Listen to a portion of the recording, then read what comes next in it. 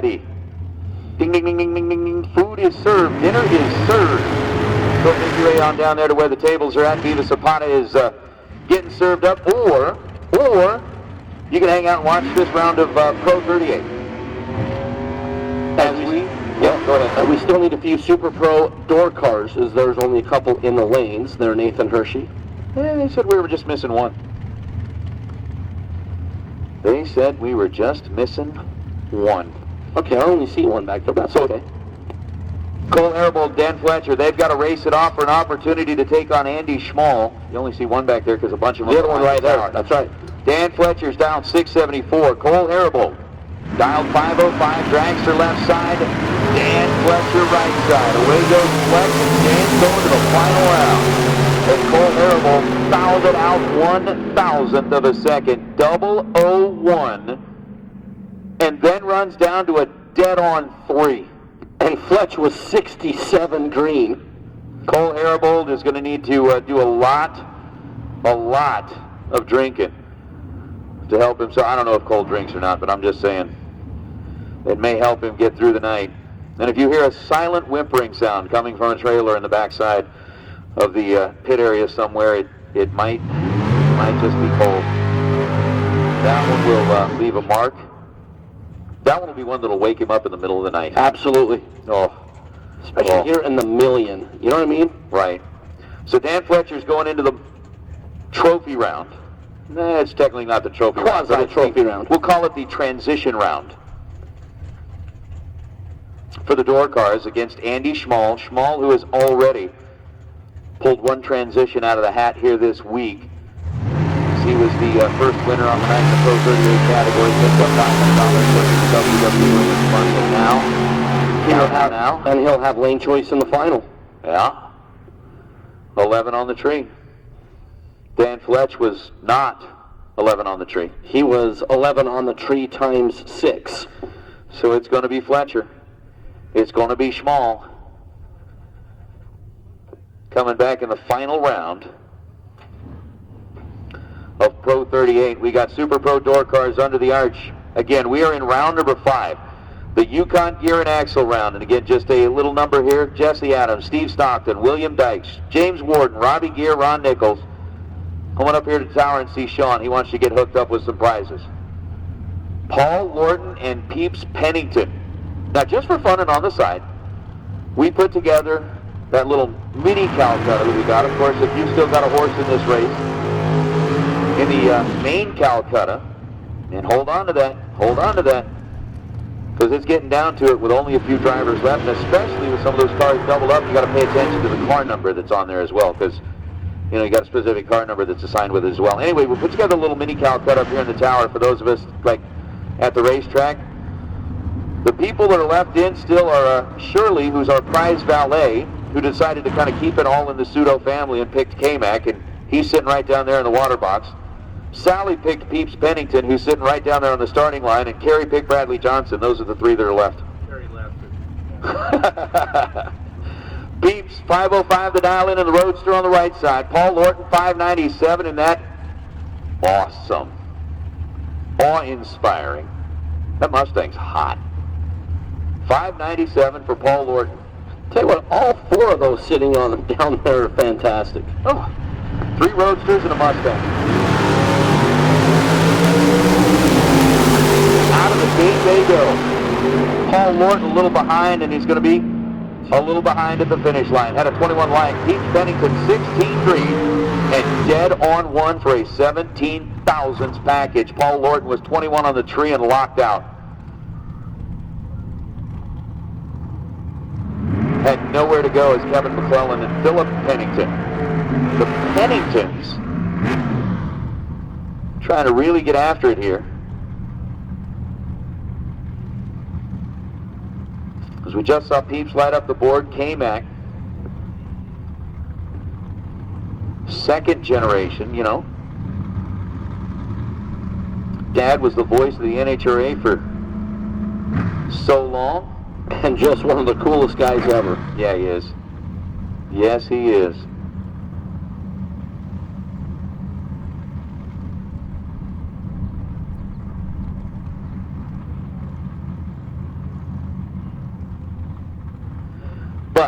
476 for Philip Pennington. K-Mac down to 550. K-Mac is in trouble. Philip Pennington is in charge. He was holding 31 thou, advantage in reaction time, and it's going to be Pennington's. Knocking him down 1-2 in a row. K-Mac was 0-32 and then 552 as Philip Pennington holding that 31 thou. Takes 45 thou at the stripe and still had plenty of room to work with down there. So, Okay, Nathan Hershey. Peter Biondo said, I want Super Pro dragsters in the lanes right now, so we're going to give him Super Pro dragsters in the staging lanes right now. we'll do that. Super Pro dragsters, I need you in the lanes right now, if you would please. All right. We'll get them down there. While they make their way down there, we're going to do this. 57 years, ATI has been helping sportsman racers get to the winner's circle. Bracket racing takes consistency, and you can count on that from ATI. Our advanced engineering, precision manufacturing, real-world race experience, and more than a half a century of knowledge help you turn on the win light round after round. Next time you're in the market for a new 2-speed or 3-speed transmission, torque converter, super damper, or parts to upgrade your current transmission, let ATI supply you with American-made quality products. ATI is family-owned, has a staff of 70 people who work out of 100,000 square feet with 30 CNC machines, and we do it all in Baltimore, Maryland. Whatever you need, ATI can help. Check out ATIRacing.com or give us a call at 800-ATI-3433. Performance is our passion, and we can make our passion your performance. Regal's Attention in the pits, attention in the pits. Jeff for Jones. 25 years has been built.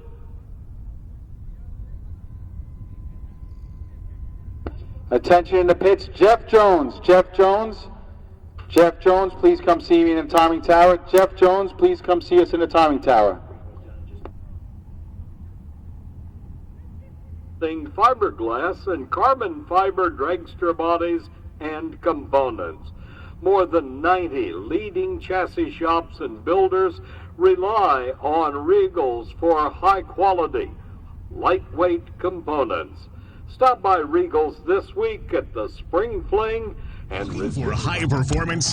When you want high performance, there's only one place to go. Jegs.com.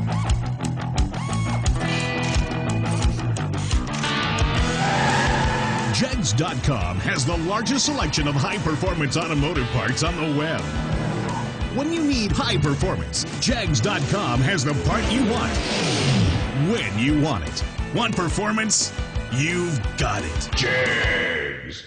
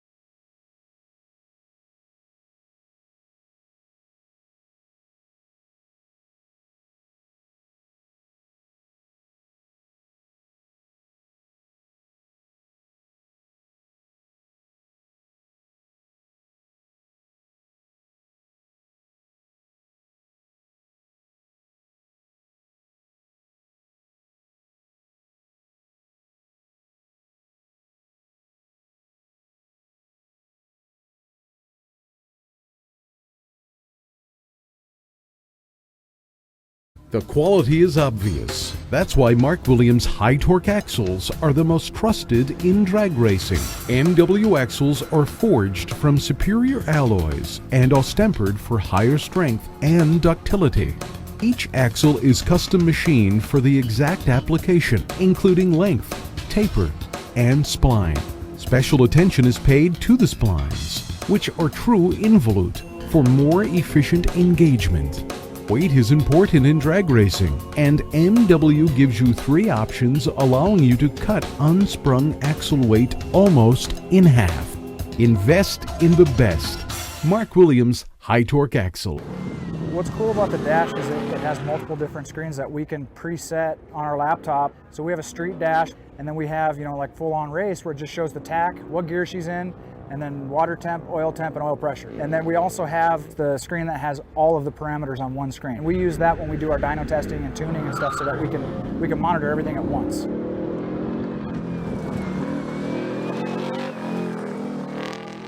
Our relationship with Autometer and the experience that we've had with them has been really cool. In the dragster. Now, JR is in 2 dragsters, so he still has another opportunity there in the back. Daryl Hemley in his top Sportsman Cavalier, 459 on the dial-in. Which you take a look at, it's relatively interesting that the door car is the faster of the pair. With a nitrous assist there for Hemley.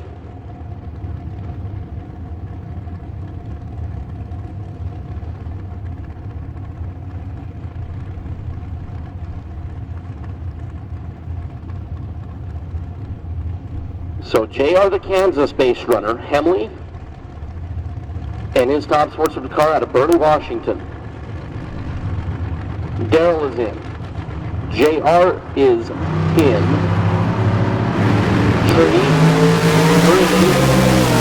JR left lane. Daryl is already out of the gas. And JR Loebner will get the easy one there, 507 on the 486. A tough break there for Daryl Hemley. He's going to bow out here in Yukon gear and axle round number 5 as JR looking to get 2 cars down as we have 16 dragsters. So looking to get 2 down inside 8.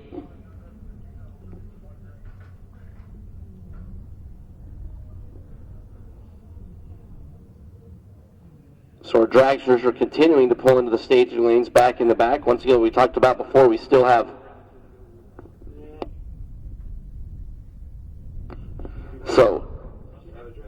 have Dan Lafferty with 2 entries as we're sending our safety team there to the big end of the racetrack as Daryl Hemley.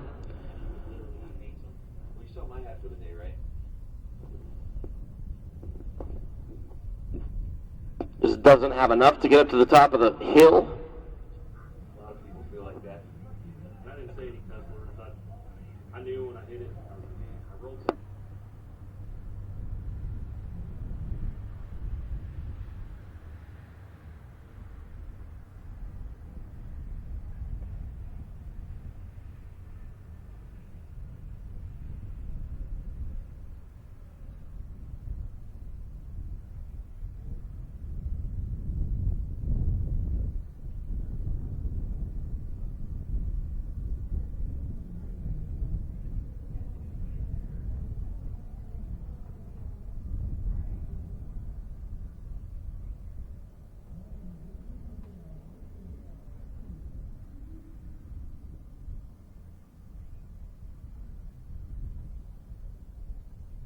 So once again, final call there for our dragsters. We're still missing a couple of you.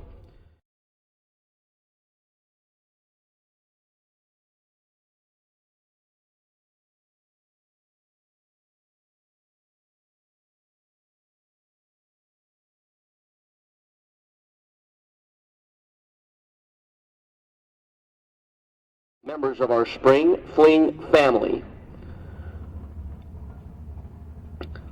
As we still have a few competitors that are in multiple cars.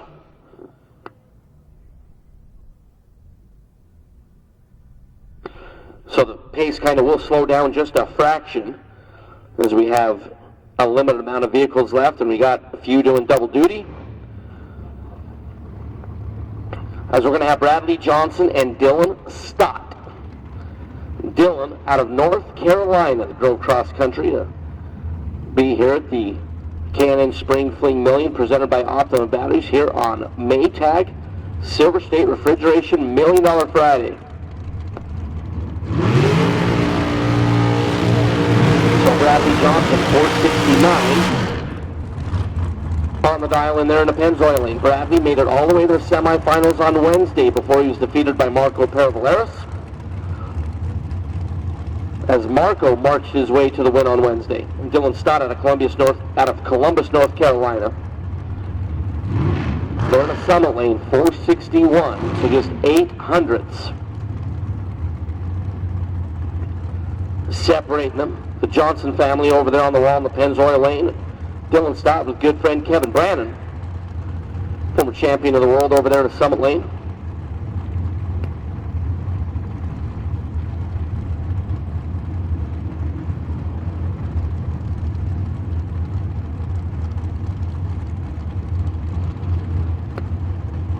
Both drivers are in. Three. Dylan Stott left lane, Bradley Johnson right side. Oh, are you serious? Dylan Stott 001 green, 461-0 on the 461. One foul on the combined numbers. Bradley Johnson was 005 green, 4 foul, 2 quick. As Dylan Stott, 1 foul on the combined package. That is just stout. Aaron Canard, Tracy Holt, AK out of Temecula, California, 447. For the Ocean West Performance RV Machine, 447 the dial, and going to be leaving second, Tracy Holt, the Utah runner. Out of Riverton for Team Performance Place, Tracy Holt, the owner-operator of that business. Three. Canard in the left lane coming up alongside Tracy, and Aaron Canard will get the win. Tracy Holt was dead on 0, but he was 28 on the tree.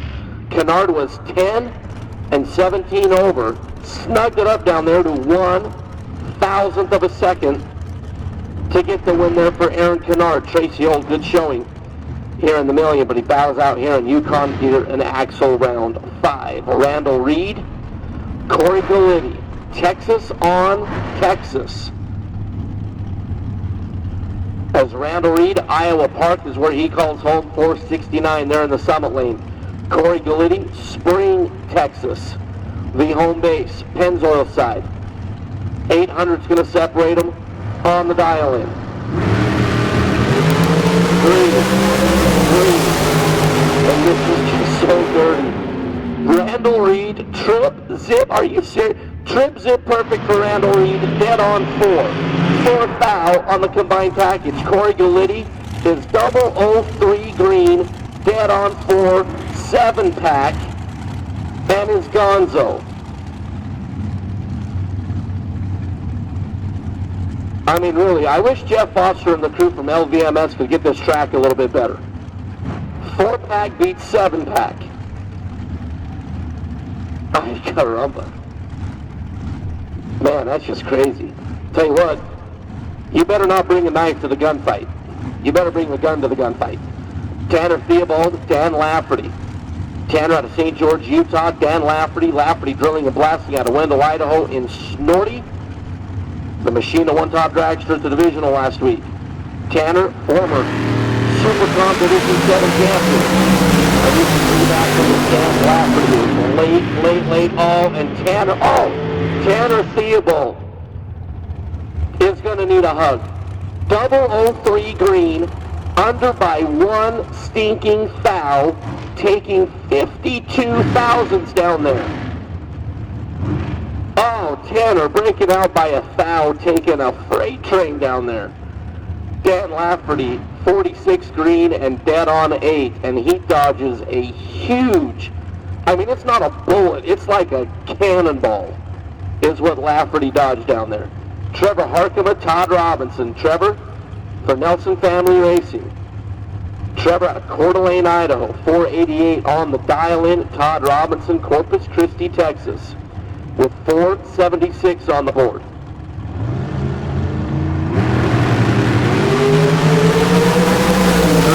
And green. Harkavy left lane, Todd Robinson right side, Trevor Harkavy. 28 green and 2 above. Todd Robinson picked a bad time to be 73 foul on the reaction time. And dead on 2. Trevor Harkavy had a pretty easy one there in Yukon Gear and Axle round 5 as he'll move into BTE Converters round number 6. As Johnny Seel and Bethany Craig.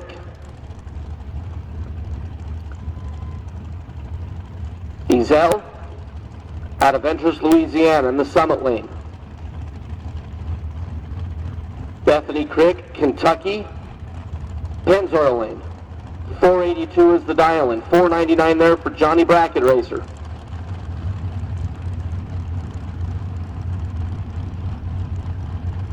Bethany is in. Johnny in the left lane is in. A little head start there for Johnny Bethany. Pulling up alongside, 660 feet later, Johnny Bracket Racer. 13 on the tree, dead on 7. Bethany Craig got to the finish line first by 12 foul, broken out by 9 foul. She needed to snug that up to 2 foul in order to switch the win light over from the Summit lane over to the Pennzoil side. But Bethany Craig, pretty good showing today. It's tough stuff out here. She's going to bow out in round number 5. Here are Yukon Gear and Axle round number 5 on Maytag Silver State Refrigeration Friday here at the Million. The Cannon Spring Fling Million brought to you by our friends at Optimum Batteries. Once again, all of the great marketing partners we have at this event. And all of the great racer appreciation prizes that are all put together for everybody here on property. Just one of the premier events in the country. Right here at the strip of LVMS. And I tell you what, that right there, I mean, it's just, if this is what we have to look forward to the rest of the night when we move down onto a ladder, which I believe will happen in the next round, maybe one round after that.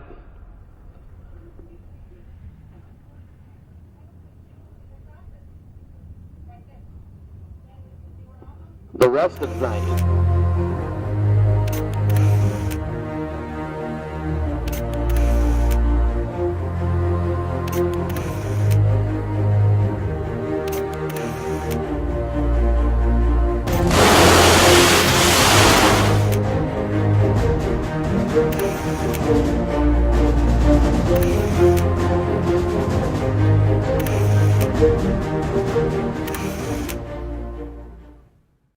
What's cool about the dash is it has multiple different screens that we can preset on our laptop. So we have a street dash, and then we have, you know, like full-on race where it just shows the tack, what gear she's in, and then water temp, and oil pressure. And then we also have the screen that has all of the parameters on one screen. We use that when we do our dyno testing and tuning and stuff so that we can monitor everything at once.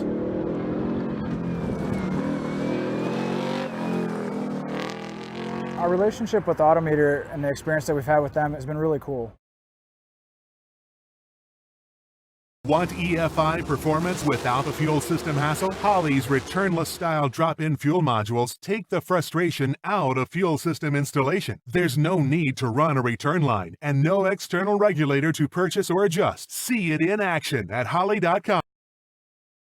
The quality is obvious. That's why Mark Williams high torque axles are the most trusted in drag racing. MW axles are forged from superior alloys and are tempered for higher strength and ductility.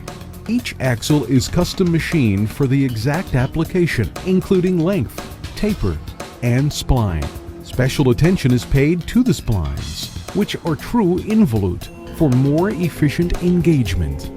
Weight is important in drag racing, and MW gives you 3 options allowing you to cut unsprung axle weight almost in half. Invest in the best. Mark Williams High Torque Axle. As a high-performance fuel systems manufacturer, Aeromotive offers more options for more applications than ever before. Aeromotive fuels hot rods, pro mods, diesel trucks, and everything in between. With a proven track record of fueling multiple drivers to the winner's circle, Aeromotive products are not of the Me Too variety. They're one of a kind. Every product Aeromotive develops solves a problem by offering a logical solution. Aeromotive tests their solutions, holding them to the strictest standards of integrity and reliability. This ensures that you have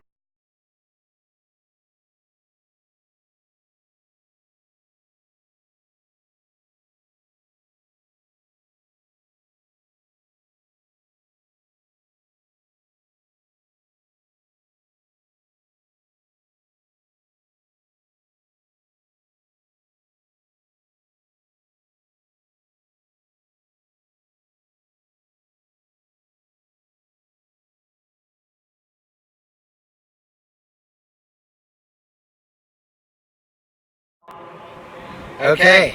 Can you hear me?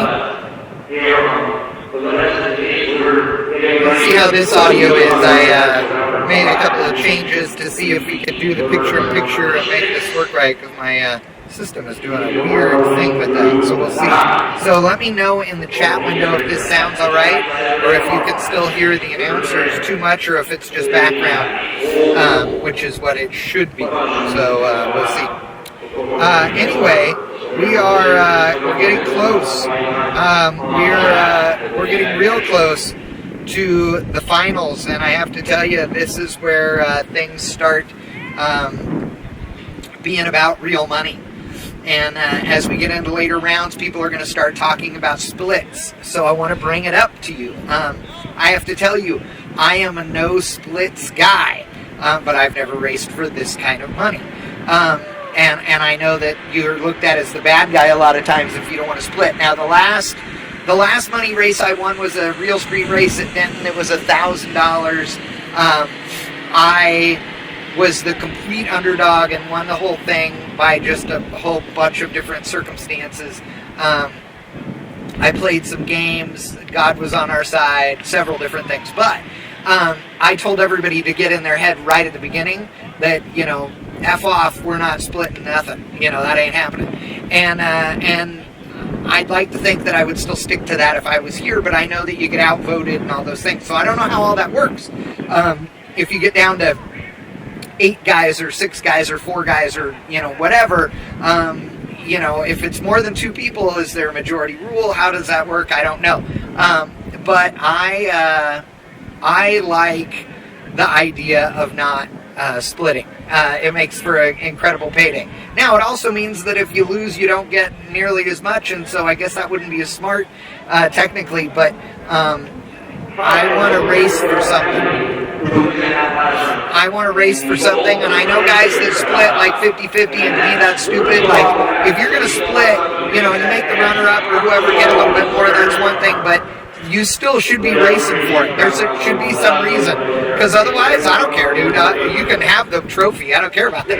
You know what I mean? So, to me, that's a key. And I wish we knew all of the details of the splits, but you never really do. But that's okay. You know, it is what it is. It's all part of bracket racing. So, Larry's saying you got to split with that kind of money. Doug Hopkins says last year the split was at 18. Yes, I know that they negotiated the split at like 18 cars. We're under 18 cars now. So I know they negotiated the split then, and I was told some numbers, and I have no idea if they're true or not. And quite frankly, I can't really remember them anyway. It's been a year. But I don't know, you know, what happens this time. I don't know if they've already negotiated that, if they haven't. Again, I don't know how it works, because I would be the guy that was going, no, I don't want to do this. But I guess you get outvoted. I don't know how. I don't know. What if you were the guy that said, screw you, I'm going to do the whole thing, and I don't care, and I'm not splitting, and then you go and you win it? I mean, if you said no and you're the guy that wins, you don't have to give anybody anything, I guess. I don't know. I don't know how it works. But, yeah. Rod Hagen, I asked the guy if he wanted to do 70-30 on a $2,000 purse. He said no, so I took it all. I got to tell you, the grand that I was doing, I think runner-up took home $250 or maybe nothing.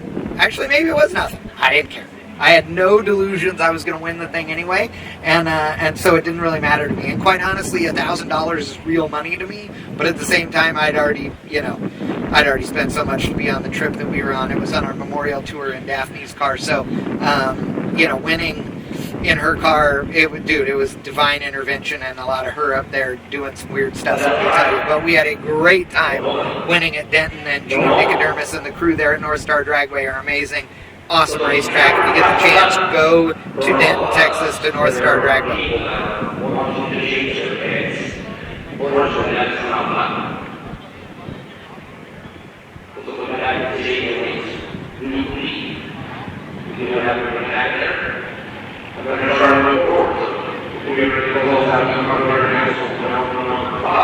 Sorry, I'm just reading through all the comments, guys. Thanks, GF and everybody. I know the audio was weird, and honestly, I think yesterday the wind broke a mic, like the actual element inside the microphone for the announcers, and that's why they sounded so weird. So we got a new microphone from Mark Dawson in the tower, a big long cable instead of a wireless from Jeff Foster and the crew here at LBMS. So that's why the audio is great now, and I really appreciate you guys being patient. It's hard doing it all up here, but we wanted to make sure it was right. Now we got it set, so it's good. But now we have cars. I hear vroom vroom noises going, and it's time to go drag racing.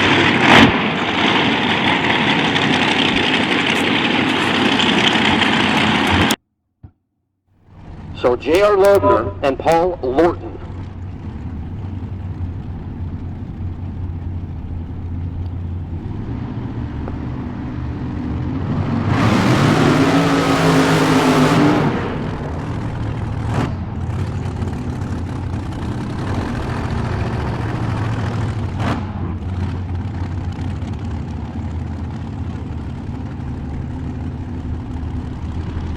So JR there out of Gardner, Kansas in his blown dragster, 431 on the dial-in. Paul Wharton, 505 there for his dragster.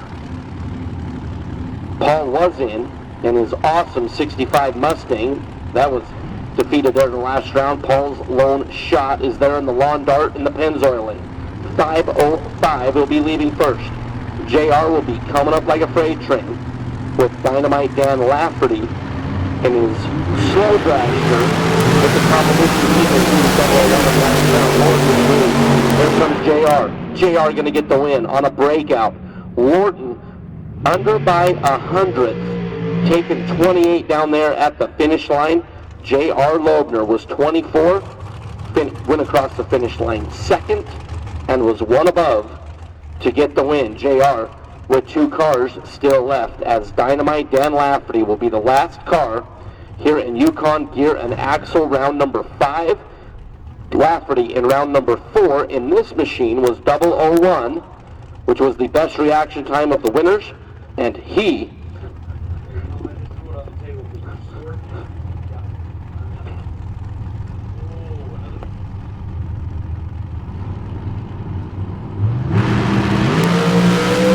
Lafferty 006 to the free look at 453, and Lafferty off the gas early, 458 at just 135. So that concludes Yukon Gear and Axle round number 5, and the racer with the best losing package gets a complete third member from Yukon Gear and Axle. That's a pretty good prize from Yukon Gear and Axle, as we'll get ready here for round number 6, which is the BTE converter, or round number 6 is as Nathan Hershey is still sorting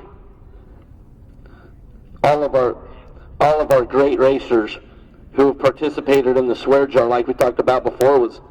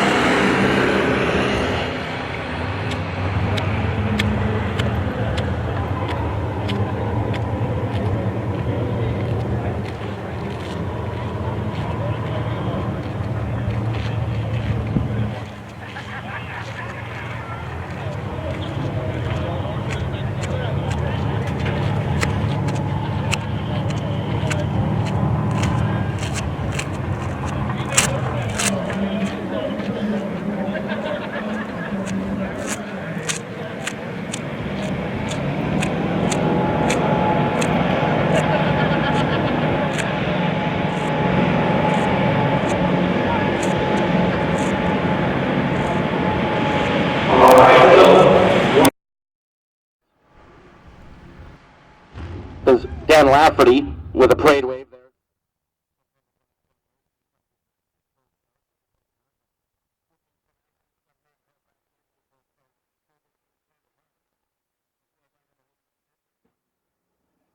Okay. I figured out why there was multiple audios going on, and I don't know how to fix it at the moment, but I turned them off. So, sorry about the confusion. I had that listed as Super Pro round number 6, but it was the tail end of 5, because those were guys that apparently were driving multiple cars, so they had to run around. So, there you go. Brad Hawk, that was not round number 6. That was the finale of round number 5. Again, those were cars that ran 2 classes, and two cars in the same class, and so those guys had to come back, get in the second car, and run, so there was a bit of delay in order to conclude that part of round number 5.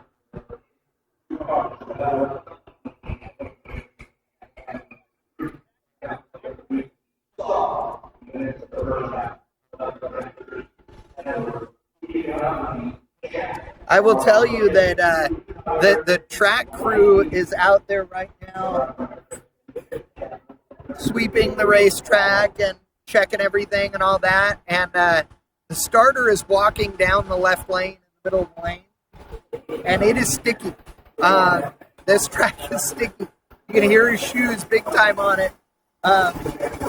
You think of radial tire, track prep being real sticky, and that this stuff isn't. And while they have not sprayed very much glue on this track at all today, because they just keep running these bracket cars down it, that rubber and the warmth and everything, still good racetrack, very good racetrack. And of course, this is arguably the finest concrete surface on Earth, because it is probably the newest drag racing surface on Earth at this point, as all 4 lanes here in Las Vegas are brand new and level to within a 1/16 of an inch over every 25 feet. It's crazy.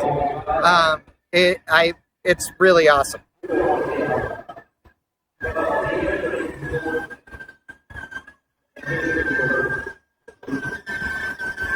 People are talking about a crash at the Outlaw Streetcar Reunion in Bowling Green, so anybody that hears anything in particular, please let us know. And of course, our thoughts and prayers go out to whomever it was that was in the crash and their families and such. Apparently, it was a Cuda in the Pro Mod category. So I hope that whoever that is okay. Hopefully all the safety gear does its job and good to go. I always laugh at people that go, "Oh, I would drive that," when they, look at a race car or whatever. And quite frankly, I judge whether I'll drive it based on whether I'm willing to crash it. Because driving one, when it all goes right, it could be built by some moron. It doesn't matter. But what I want to know is that if it all goes wrong, that this thing will survive and I'll be able to get out of it. And so that's what I'm pretty particular about.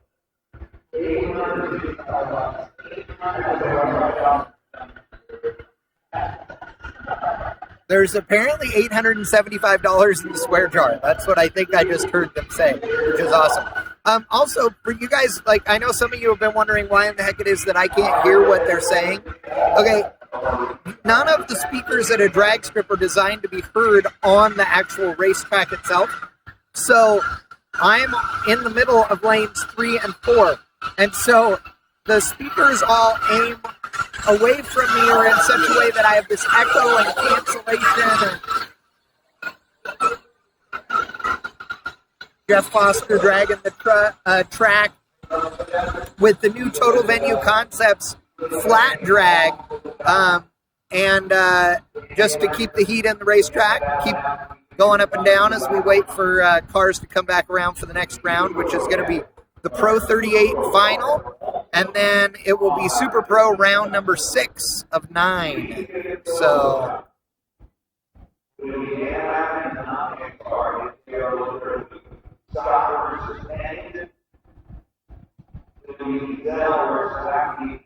Ashley Roach Clip number 1 is asking, what is the stuff called that's sprayed on the racetrack? Well, it's traction compound. It could be PJ1, it could be VP, it could be VHT, although VHT is now PJ1. They're now the same thing. So there is no longer VHT per se. It's now PJ1. But, and here it is PJ1. But some racetracks use VP lane choice as well. Both of them are great products. There's no doubt. And some people say one's, some are better in cold or hot or whatever. And quite frankly, some of that depends on the percentage that you mix. It comes as a concentrate, and you thin it out to a certain percentage with methanol. And people have their own, special blends and all those things. I've been known to play with the blends for street race mixes. And again, depends on the brand as to what you want to do and what kind of car you're running on it. But either way, whether it's PJ1 or VP lane choice, it smells awesome. Daryl says lane choice is crap. I would have to argue with you that that's not true, but it really depends on what kind of racing you're doing, and again, the concentrates and temperatures and all those things. So I think all of them are good.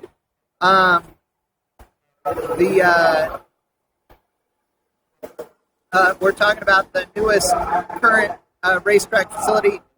Norwalk, yes, is getting redone, and Dragway 42. Norwalk not done not paved by the same people. It is getting surfaced by some people that worked on this one, but it was done in a different process.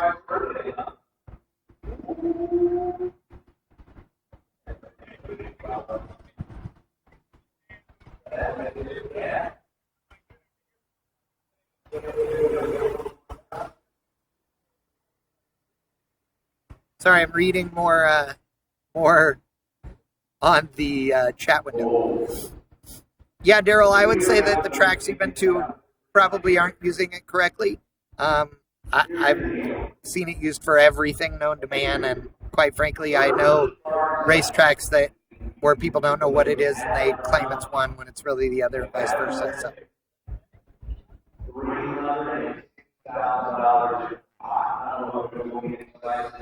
Chase, that is not necessarily unusual. Chase is saying Dragway 42 isn't incredibly smooth for being brand new. It really depends on how the surface is prepared and laid down, what equipment is used, and how the surface itself is finished.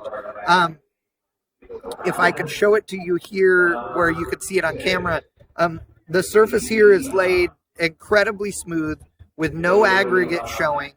So that the reason that the aggregate showing is kind of bad or can be is like on a drag strip where they have to grind it flat because it's older. Then you see the rocks. You can make a really incredibly smooth surface, but unfortunately what happens is all that sticky rubber and everything is that you'll pull aggregate out of the surface eventually. So you really don't want to see the aggregate.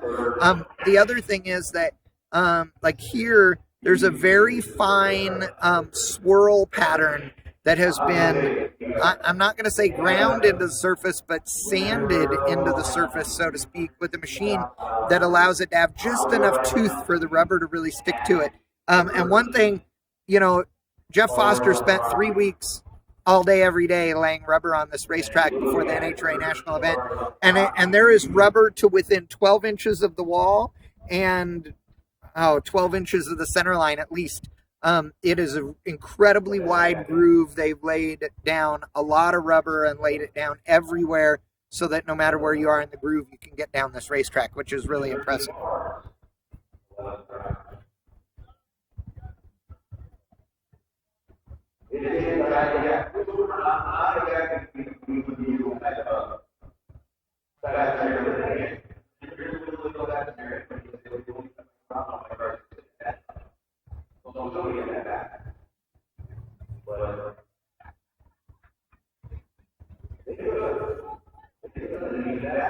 right, so if you're just joining us, I'm Chad Reynolds with Bankshift.com. I want to thank you for tuning in to our Spring Fling Million coverage live here from Las Vegas. I want to thank Hoosier and Jegs for being the presenting sponsors of the Spring Fling Million live video coverage. And I want to thank our Bankshift Live sponsors for being sponsors all year long for everything that you see, not just here at the Spring Fling Million. So big thanks to Aeromotive Fuel Systems and Mark Williams, as well as Molly and Race Pack, Holly, and Autometer. We couldn't do it without you. Remember our brands. Remember those sponsors when it comes time to buy parts for your race car or your hot rod. Obviously, they're the best in the business anyway.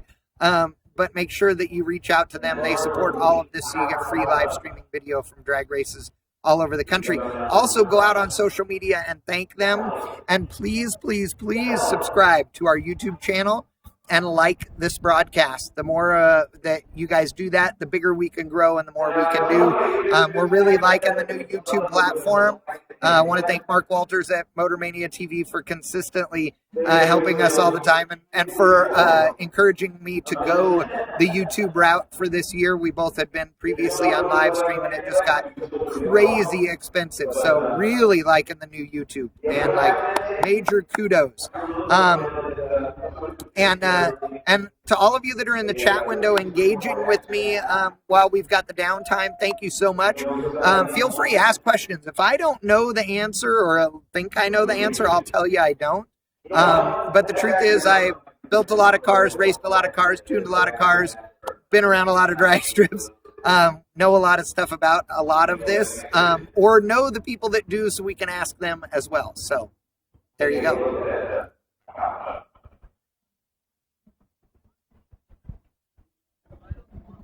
Oh, John Stouffer is the Cuda that crashed at OSCR.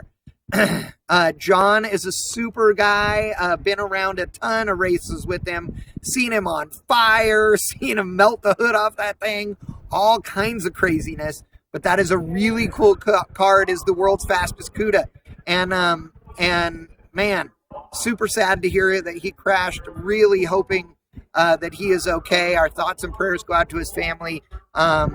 So please, join us, put them in your well wishes and send them good kudos, John, and the entire Stouffer crew.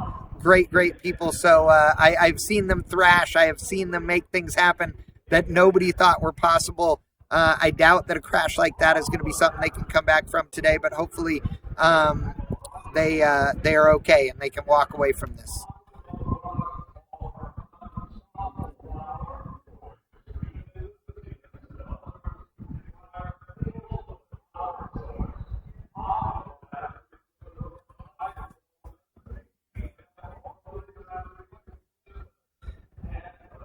Mark Woodell I'm sorry, Mark, I'm probably butchering your name. Says that it looks like the parachute got under the wheelie bar and turned the car around when the chute came out. That's why if you're not familiar with pro mods and that style of car, a lot of times you'll see a net in the wheelie bars running across the wheelie bar, and that way when the parachute comes out, the aerodynamics on these cars have gotten so different over the years. They use a launcher to really shove the parachute out real fast and out the back, because otherwise they tend to fall out and then land in the middle of the wheelie bar. So they put the net there so it bounces off that and doesn't end up caught up in the wheelie bar and then falls out and blossoms. But the air launchers or spring launchers really shoot them up and out so that they get up in that airstream quicker and easier. There's good and bad about both scenarios, air launchers versus the springs, but yeah, it's critical to get them up there in that clean air where they can really blossom, because sometimes under the spoiler on a lot of these fast cars is just a really low pressure area, and the parachutes tend to drop and fall. Doug Hopkins is asking if I am doing Drag Week, and the answer is probably not. I don't really do Drag Week anymore. We're not really that welcome there. But we do Rocky Mountain Race Week, which is way more fun anyway.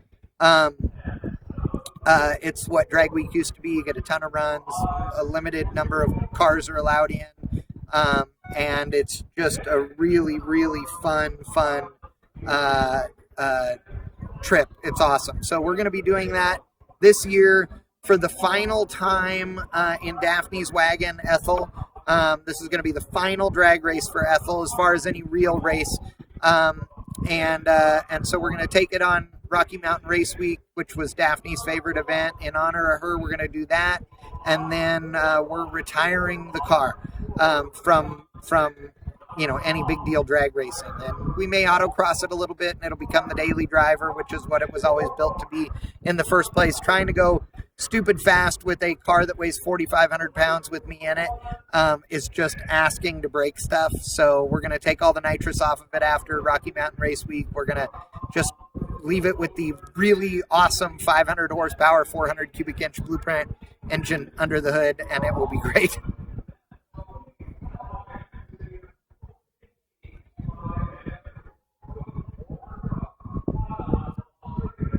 Rod Hagen, at this point, there is no live stream here next week. They want me to be here. I can't be because I have another event that I will be at all week. But they want me to be here for the event. And so I'm going to talk to Phil on Sunday, and we'll see. I would say that at this point it's highly unlikely, but look for announcements on Bank Shift.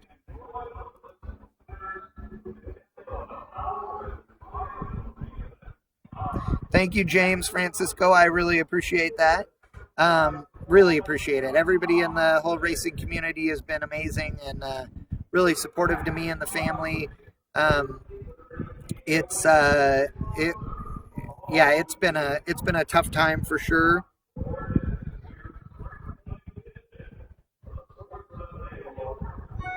So actually, Sunday will be 7 months. So it's a. Sorry, Derek Lamb is sending me a message asking if I'm hungry. Derek Lamb rules. Lamb Components, if you're not familiar, they make real race car parts. Lamb Components is awesome. They make all kinds of really bitchin' race car parts, and they're out of Upland, California. Everything made right there. It's a whole nother level of badass. Not cheap, but well worth the money. Amazing stuff. Really, really amazing stuff. Check out Lamb Components.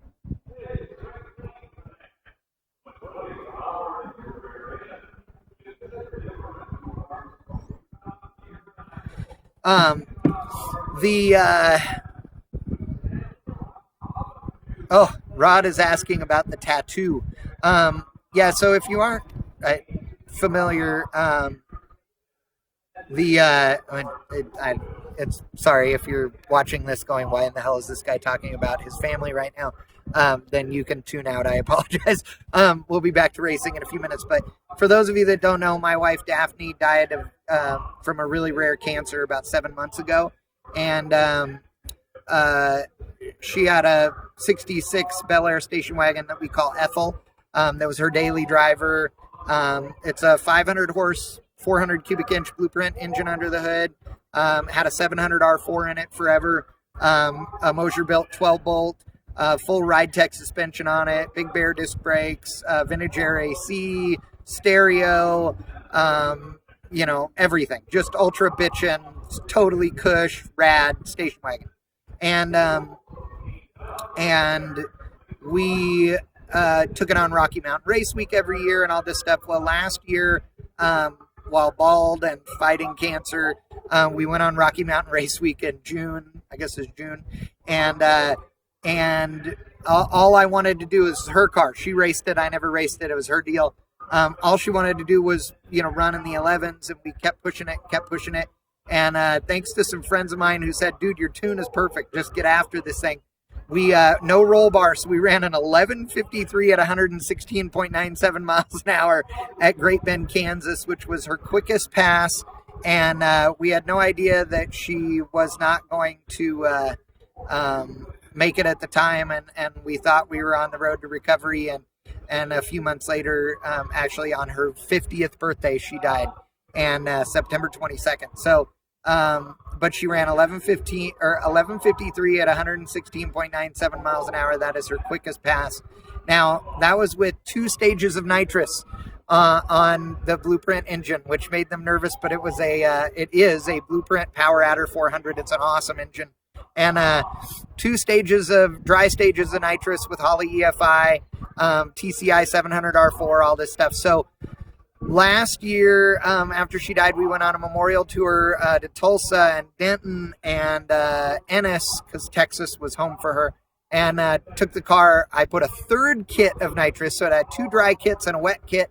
And I knew that we were pushing the 700R4 to its limits, and TCI built a great transmission that never gave us issues. But we decided that we were going to put a 4L80 in it instead. So Chino Hills Transmissions in LA built us a 4L80 that I pulled out of my Suburban, and we put it in the car. I'm confident it runs quicker than 1150s, although we've only done no time events. We're going to do a little bit more stuff to it before we go on Rocky Mountain Race Week. We may even take some nitrous off and instead put a Pro Charger or a Vortec on it. I've been threatening that for a while, and honestly, I need to talk to somebody at Pro Charger or Vortec and see what kind of pricing I can get on one, because I need to put one on it and then spray it a little less. Mike Thermos is a good friend of mine, and he was like, dude, 3 kits is a ton on that little motor. and he's right. So we're going to run it. We're going to do this with the 4L80 because I know it'll live through it. And then after Rocky Mountain Race Week, we'll put the 700 back in it because it's actually a better street transmission than the 4L80 is.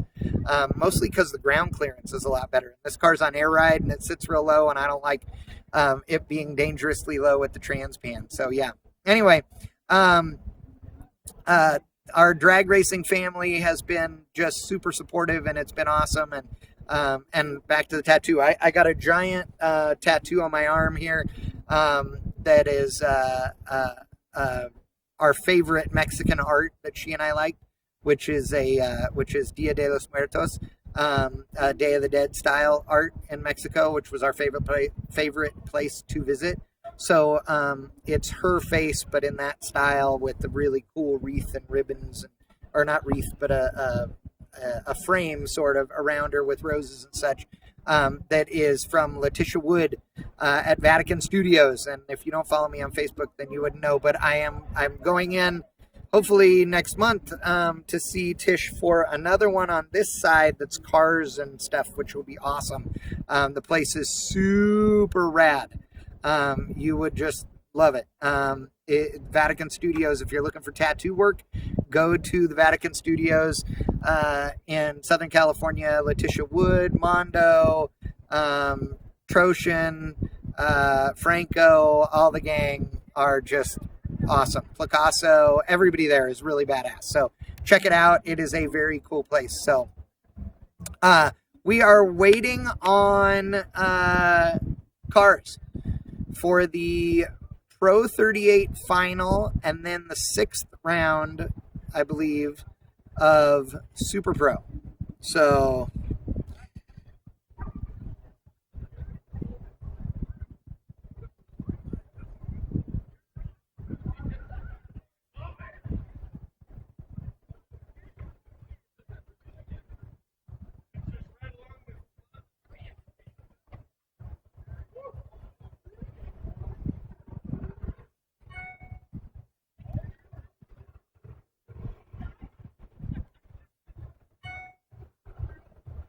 dude, I'm getting all these messages.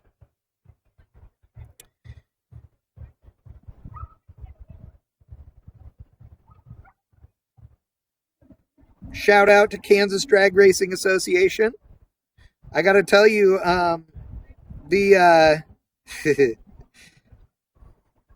Trevor, you're the man. All my friends are sending me messages right now, which is awesome. So I was talking about Great Bend, Kansas. And I have to tell you, if you have not been to Great Bend, Kansas, it is one of the coolest drag strips on earth. It's huge, and yet it's so tiny. It's so weird to say that because it's huge because it's an old military runway and airbase and still an active airport and all kinds of stuff.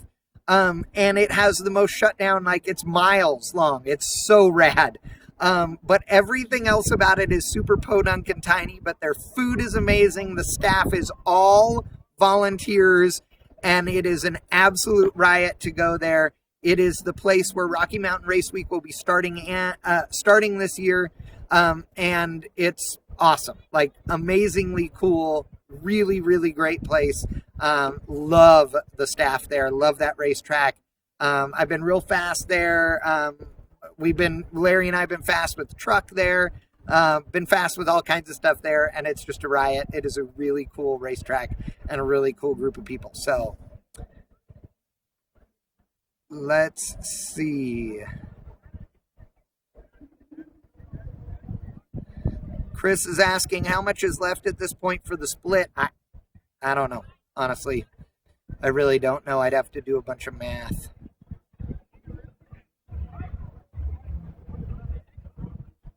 Can you guys hear the music in the background? The Racer Appreciation Party has started. But there are still a bunch of people in the grandstand, too.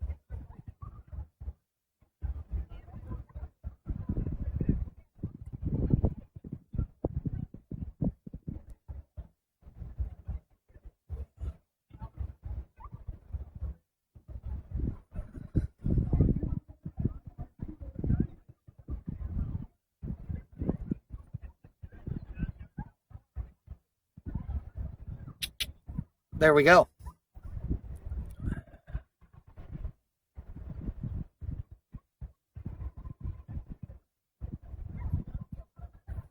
Okay, folks, I am going to play a commercial because they pay the bills, and then I'll be right back in just a moment. Looking for high performance? When you want high performance, there's only one place to go: Jags.com.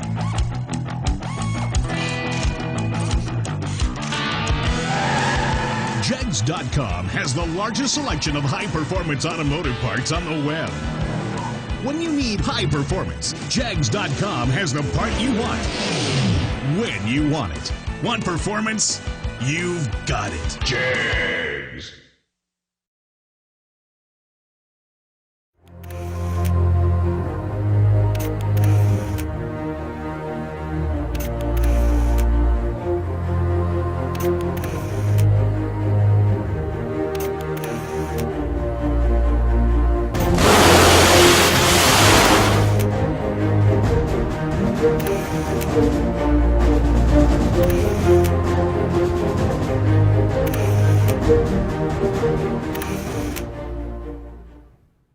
What's cool about the dash is it has multiple different screens that we can preset on our laptop. So we have a street dash, and then we have, like full-on race where it just shows the tack, what gear she's in, and then water temp, and oil pressure. And then we also have the screen that has all of the parameters on one screen. We use that when we do our dyno testing and tuning and stuff so that we can monitor everything at once.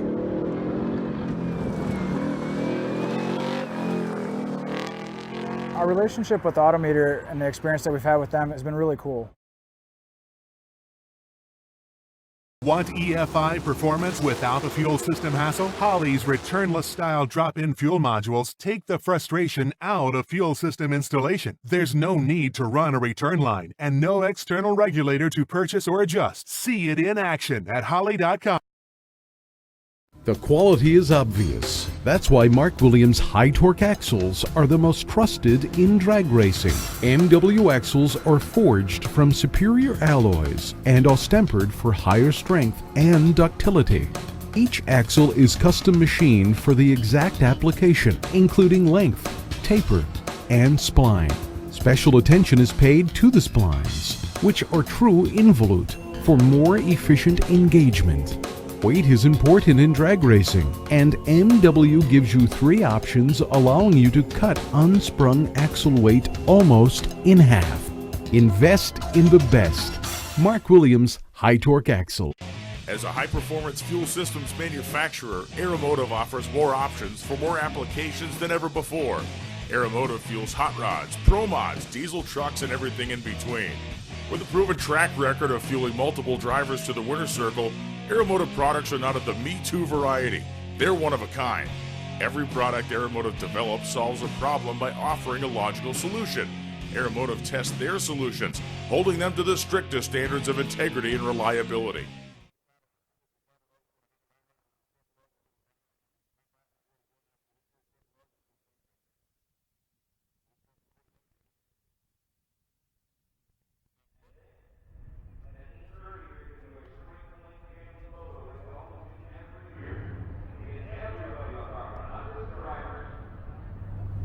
but everybody, mom, dad, brother, sister, bring the dogs if you want. Bring whoever you want with you. Coming up here in front of the tower, we'll gather everybody up. We'll take a gigantic photo, and right after that, we're going to get after it with round number 1 on the final day. But our Pro 38 final is under the arch. Andy Schmall and Dan Fletcher.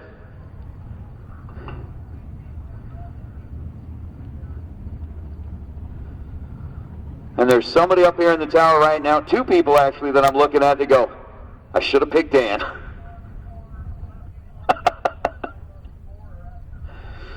I should have picked Dan, but anyway, Andy Schmall has already won one of the Pro 38 categories. He's already picked up a $500 bonus from W.W. Williams. Today on the line is a $1,000 bonus. And again, remember, just because you win Pro 38 doesn't mean you're done.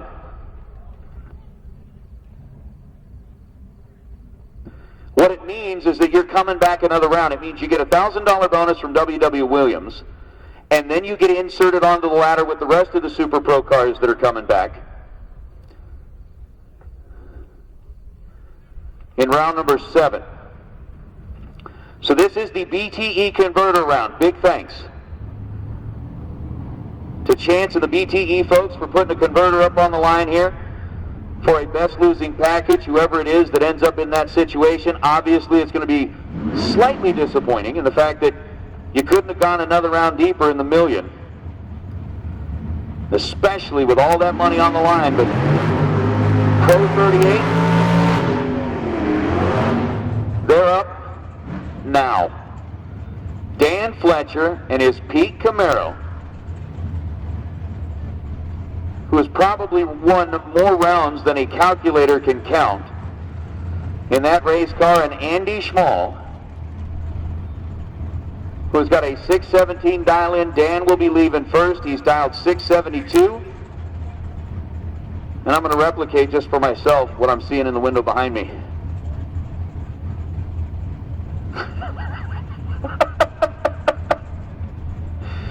Oh, pre-stage bulbs are lit. Dan Fletcher rolls in, lights up the bottom half of his bulbs. Andy Schmall joins him on the line. Here we go. Both drivers lead green. Advantage on the starting line went to the Pete Camaro, but the win light's going to go to the other side. Andy Schmall, 32 green, takes a 2,000 stripe down at the other end and wins this one. 618 on a 617. And Andy, who's already picked up $500 worth of W.W. Williams money, going to pick up an additional $1,000. Dan Fletcher was 18 green and 675 on a 672, ended up being 3 above and 2 little thousandths behind at the line as Andy Schmall moves on.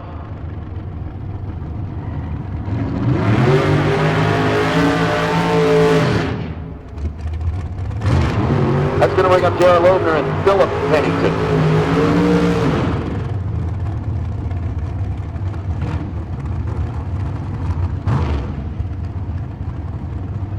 So JR, who's still in 2 cars, he is one of our double-up entries.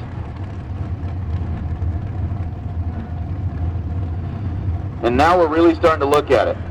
And I mean really starting to look at it. So essentially with 11 cars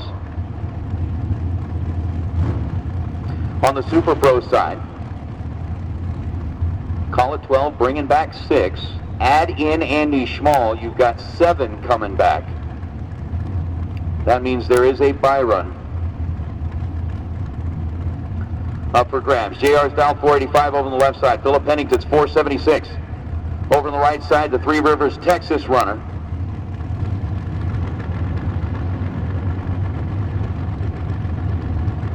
Going to give the Dragster the head start by 900ths of a second. Pennington is in trouble. JR's in control, and Loebner, 008, 11 thou above, taking a 14 thou stripe. Holds on for the win lag. Pennington, 474 on a 476, but the reaction times were where the story came to a close. JR, 008, Philip Pennington was 045 on the tree. But JR, 008 take 14, and the 790 entry of J.R. Loebner moves on. He's still got another car that he's going to go back and get in and see if he can possibly do it again. Aaron Canard and Trevor Harkavy. Now we know there is somebody out there holding an Aaron Canard, and I mean the big Calcutta. Aaron Canard lights up the scoreboard, 16 green. Trevor Harkavy lights up the red light, 7 thou. Early, 486 and the 490. Trevor runs it out. Aaron Canard, 16 green, dead on 5.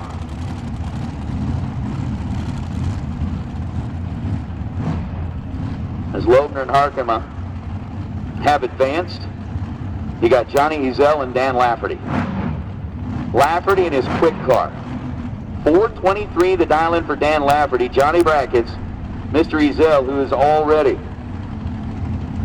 picked up one of those big buck bracket races back on the East Coast, trying to add $260,000 worth of spring fling million money into the vault that he's got at home. Johnny, 4.9, all right, maybe it's not a vault, maybe it's just a bag under the bed. Shoved it in the mattress, down in the bottom of his cowboy boot, whatever it might be, but 499 is the number. On Johnny Ezel's side. Ezel was 11 green and 500 on the 499 for the win, so Johnny Brackets drops one of Dan's entries. Dan was 30 on the tree, basically 29, call it 30, and then 420 on a 423 dial-in, took 18 thou at the stripe and couldn't seal the deal. So Lafferty's entry in the X, the 634X, calls it good as Dylan Scott peeps Pennington. So with Lafferty still coming in with 2 cars, he's down to 1. Loebner won in one of his. He's headed back into the lanes to get in his car. Lafferty's headed back in the lanes to get in his other car as Dylan Scott peeps Pennington. Going to come up right now. Peeps, the roadster out of Texas, 504. Dylan Stott out of North Carolina, 460.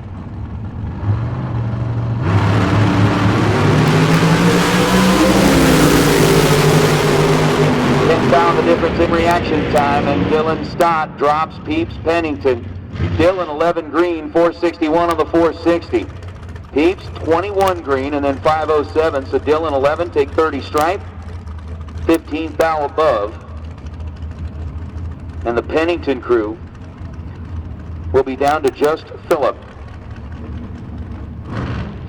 So Aaron Canard is through. J.R. Loebner is through in one entry. Johnny Brackets is through. Darren Stott is through. Randall Reed going to take a solo run here. The Iowa Park, Texas-based car, American-built ride. We'll see if he runs it out or he clicks it off a little early after he gets the numbers and that don't matter. He's on a solo run. Shuts it down right about there. 478 on the 469. And now we wait. And what we're waiting for is for J.R. Loebner and Dan Lafferty to get back to their other cars, because their other cars are going to get paired up with each other in the staging lanes. So it could be at this point in time, Loebner came in with 2, Lafferty came in with 2. Loebner's leaving guaranteed with 1. Lafferty's got to turn on the scoreboard if he wants to keep 1 in. So whether it'll be like Loebner 2-0 and Lafferty 0-2, or it'll be 1-1 on each side there. So will they get themselves back in there and set up? Once again, congratulations to Andy Schmall for a second day here at the Spring Fling Million. He was the pro winner on Wednesday, that Pro 38 winner. He was the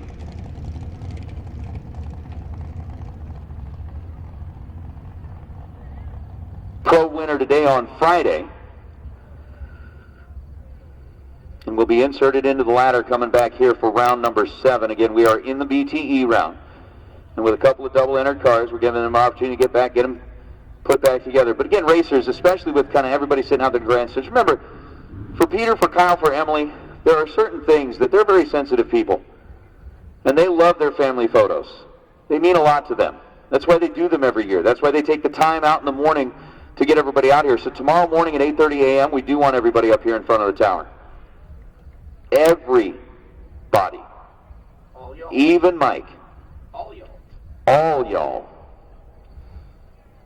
We want to bring you back out here in front of the tower. Take our family photo at 8:30. Before we get to that, chapel service at 7:30, which, by the way, I want to thank everybody for their donations to the swear jar. Again, it's something that we started last year, keeping it running through this year. Last year we donated all of the money to draw. This year we are donating all of the money to Team RFC because Racers for Christ is out here, not just here in Division 7, not just here at the Strip, but at racetracks across the country. It's a fantastic organization that comes out, and especially when you're feeling a little down, feeling a little nervous, they've got a comforting hand to put on your back. They've got a little bit of help. If something goes wrong, they're there to help you and your family get through it, and heaven forbid anything ever did. But again, we like to choose charities that support racers, and this year we thought the Team RFC was the way to go. So far, through 3 days of racing, we have surpassed last year. I mean, minus the match that RMR put in there, but last year we ended up collecting up a little over $700, doubled it, sent that down to draw. This year, already, you guys are potty mouths because we've collected $855 into the swear jar for Team RFC, so that's pretty cool. We've still got another day of racing tomorrow, and we've still got a few rounds of racing here tonight. And I'm sure somebody might give a celebratory swear or two when they do light up the scoreboard when everything is all said and done. But yeah, the party's still going on. If you guys want to hang out here for it's not going to be too much longer because the Lafferty and Loebner pair, they're going to get back there into the staging lanes. They're going to get their cars put together, and they'll be right back up here. And then after that, we've got a little bit of time while everybody gets them cooled down and turned around. We'll find out if Loebner is going to go 2-0 or if the Lafferty pair is going to give them one each. Moving on.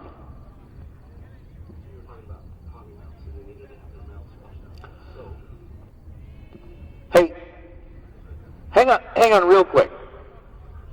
No. Just real fast. Racers, I know all of you have friends at home. We've all got family at home that couldn't make the trip out here with us. They've all been watching along. They've all been wanting to make sure that they could give you your full support on everything that you're doing out here at the racetrack. And for those that couldn't come out here with us, they had the option, and they had the only way that they could watch along with us was on bank shift. Chad Reynolds has escaped the confines of the scissor lift and is walking back over there. Hey, would you guys do me a favor? Give Chad a big round of applause. Thank him for all he's done this weekend. Bank shift, Chad, thank you so much. Jegs and Hoosier, we appreciate what you're doing, but man, standing up there for hours on end, and then we turn around and thank you by doing this. When you got down out of the scissor lift, headed up here to try and use the restroom, we said, nope, the cars are coming, and sent you right back to your hole. No, man, seriously, we appreciate everything that you did out there. I know that everybody that's been watching along when they couldn't get out here, I know it means a lot to the racers who have got friends and everybody watching at home, even, the event staff, and they've got folks at home that are watching along. I know, like, Sal, Biondo couldn't make it out here. Andy and a few others that couldn't make it out here. They definitely want to be here. Big Jed, who couldn't make it out here. He and JJ have been watching along on the feed, and it's just because, he's been standing up there alone. So thank you guys for giving him a little round of applause. I appreciate that very much. He deserves it, and he earned it. But it is going to be fun. They're going to send those two cars up this direction. I'm looking back into the staging lanes, and it won't be too much longer. That'll wrap up the BTE round. We'll get into round number 7, which is our auto meter round. Again, thank you, because events like this don't happen without really nice sponsors. And our round sponsors throughout the weekend, FTI in round number 1, those awesome converters. Biondo, giving away those Dash 5 ProLite Sparco suits in the 30K days. Of course, that brand new set of stainless steel Cook's headers that went out here today in the second round of the million. Goodyear for coming on board, giving us tires. Hoosier, Mickey Thompson, the big three, all making sure that you got the shoes that you want on your race cars. Yukon Gear and Axle. BTE, Chance and the crew, thank you so much. Auto meter, again, $500 on each of the 30K days and a grand gift certificate up for grabs here. Of course, Bell, Mazir Enterprises, Don, Dave, the entire family, thank you guys so much for putting up the water pumps and the starters and everything else that you guys throw out there. ATI Performance for a lot of that Super K stuff. Of course, K&N, big title sponsor. The Get 'em Garage Carburetor, we're going to be drawing for that here in a little while. Race Pack for sponsoring things out there. Lindsay Racing Wheels, Brett Goethe and Goethe Enterprises for putting up those CVD drive shafts. We really appreciate those going out there. Strange, of course, Regals for putting up some of the scoops. We've got Brando Custom Paint who put that nice, and I mean gorgeous paint job on the dragster that we gave away Tuesday night. Big Speed for putting together Last Man Standing Calcutta, which we've still got a couple of folks that could be holding winning tickets out there that were good enough for 10 grand. But man, Sparko, Todd Barton Design, of course, thanks to the Theobalds for building these custom trophies that everybody covets, everybody wants. The one tonight is massive. You're going to need a forklift to take it back to the trailer. If nothing else, it's going to bog down your golf cart and you'll end up smoking the tires, and that's not, you know, you'll end up with just 2 flat tires on the backside of your golf cart. That thing is heavy and it is awesome. Thanks to Brodix. There's just so many folks out here, and I know I'm going to miss one or two. Of course, Jegs and Hoosier for the live feed. Drag Racing Edge, of course, John DeBartolomeo, who's been out here and will be providing the coverage for the event in his fantastic publication. If you don't have a subscription to Drag Racing Edge, go online and get it. DragRacingEdge.com, sign up, make sure that you get that magazine delivered to your door each and every issue. You definitely want to make sure that happens. But just so many people all come together to make this happen, and of course, all of them could come together and do it, but until the 440 plus racers roll through the gate like you guys did this weekend, none of it would matter. So thank you so much to the racers. We hope you enjoy your racer appreciation party tonight. We're watching to see who's going to go home with the big money here at the Spring Fling Million. I believe we've got both our cars back in the staging lanes. They're going to suit up. And with that, I'm going to stop and take a breath, just for a minute.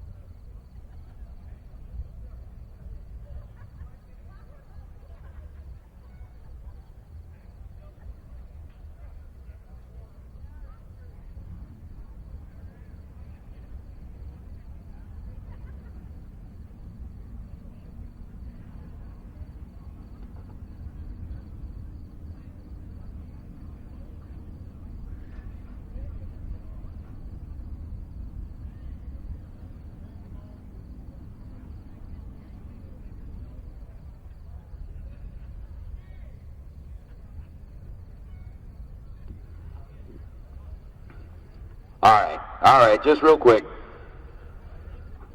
I know Big Jed is still watching online because I just got a text from him. One of the folks that couldn't make it, who is also watching online, is Penny Butt Puffin Bottom. Missed that guy. He was a pretty good drag racer. I think he was the only guy out there that had Jed's number each and every time. Seemed like every time Jed lined up next to Penny Butt Puffin Bottom, he drilled him on the tree and drove the stripe on him like an animal.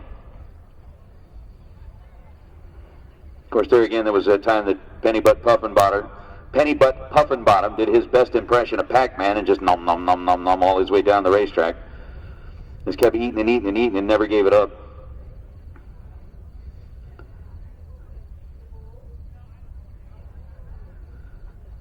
But Penny Butt Puffin Bottom not able to make it to the race. Jared Pennington, I'm going to tell you, you know who did? You know who did make it to the race? Fillmore. And I'll leave it at that.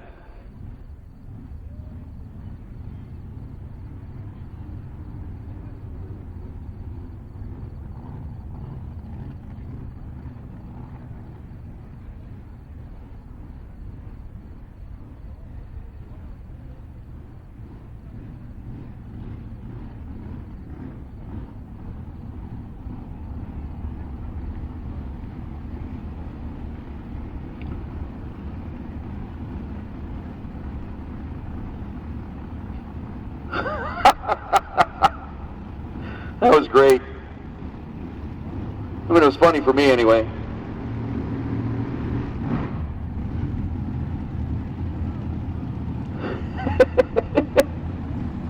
Good morning, JJ. Or good night, one way or the other. Glad you're listening in too. All right, so Dan Lafferty, J.R. Logan. And anyway, what was funny for me is I watched a handful of people kind of get up and start heading down the grandstands. As soon as they did that, the cars pulled up around the arch and they turned around and headed right back into the grandstands. I love that part. So with Dan Lafferty and JR, they both came into this round with 2 entries still alive in the million. JR had 2, Lafferty had 2. Lafferty is already down 1. JR has already had 1 make it through. So if the Pennzoil side scoreboard lights up, JR is going into the next round with 2 cars still alive. Otherwise, they each get to come in with 1. Lafferty is hoping, praying, wishing that 451 works out for him. He's down with 2 tenths slower than JR is. And he's on the 2 to Dan Lafferty, but no go on the win light. 007 and not good enough. J.R. Loebner, 13 green, taking 5 thou down at the stripe to be dead on 6. Lafferty was 007. Had the advantage coming off the line, but then goes 452 on the 451. So J.R. Loebner staying in the game.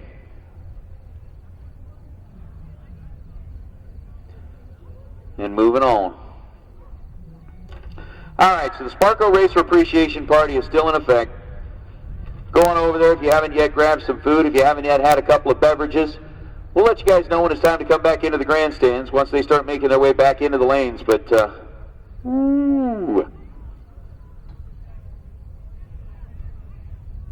it's getting mean down there. Really mean. Of course, it's been mean all day.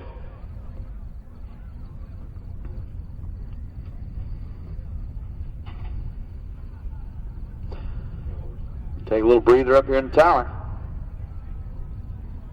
It's been a long week. My voice is about shot.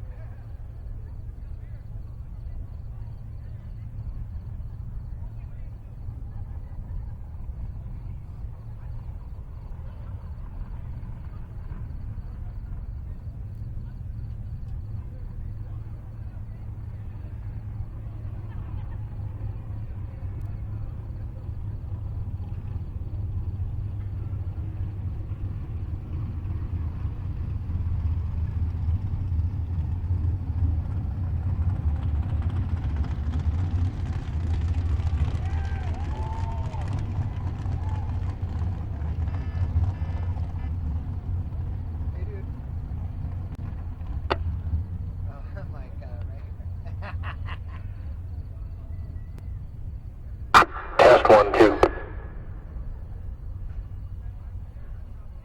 Right where they've been doing it on the side of Orchard Road right here? Okay.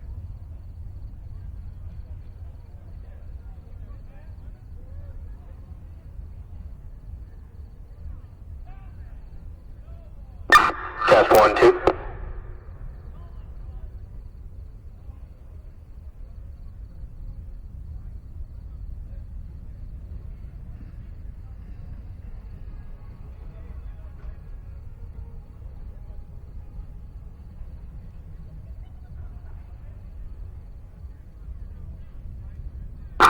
Test 1, 2. Test, test. Yeah. Yep. Okay. Yep.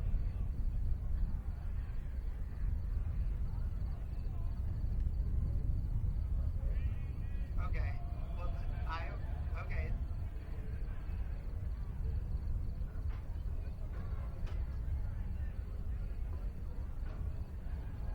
Yep.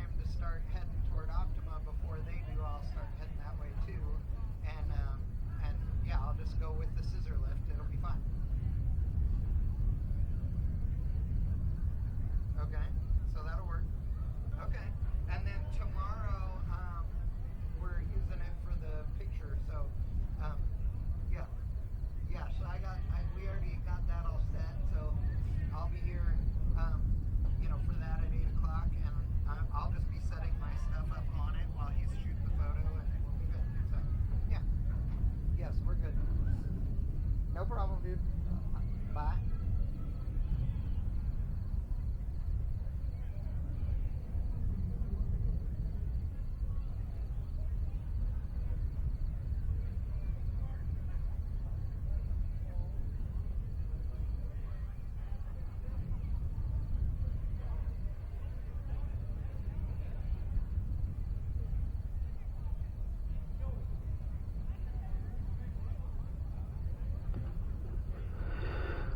All right, racers, Will. We are down to 7. And just 7. The Maytag Silver State Refrigeration K&N Spring Fling Million. Here's what the pairings look like. Stott with lane choice over Schmall. Ezel with lane choice over Canard. Loebner 5790 entry with lane choice over Reed, and Loebner 790 entry with a solo. So JR, who's coming in here with 2 cars, obviously living right, as one of them's going to get a solo shot. Down into the next round. The other one will be taking on Reed. All right, maybe you're living half right. Ezel goes against Canard. Ezel's got lane choice. And Stott goes against Schmall. Stott has lane choice. With that, we're going to call our 7 drivers back into the staging lanes, please. 7 are left. Quarterfinalists. Make your way back into the staging lanes, please. Quarterfinalists, come on back to the lanes. Come on down. And guys, enjoy the party. Let Matt turn up a little bit more of the music. And we've got now 3 rounds left.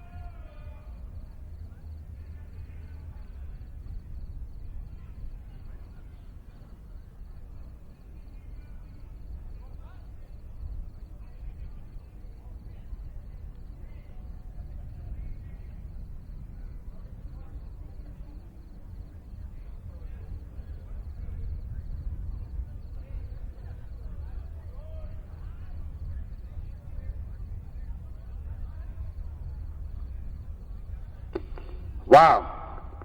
And then there were 7, as Nate is absolutely indulging. What do we have, Nate? Little Mexican food? The Sparkle Racer Appreciation Barbecue is off the change, folks. I was just over there. Wow.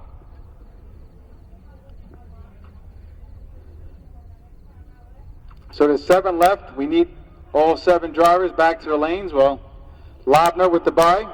Dylan Stott, lane choice over Andy Schmall. Johnny Bracket Racer Ezel with lane choice over Canard. And J.R. Loebner with lane choice over Reed. So how about J.R. Loebner, 2 separate cars, still rolling with 7 left in the Spring Fling Million. Drivers, bring them to the front of the lanes for pairings. Going to be some really, really interesting matchups.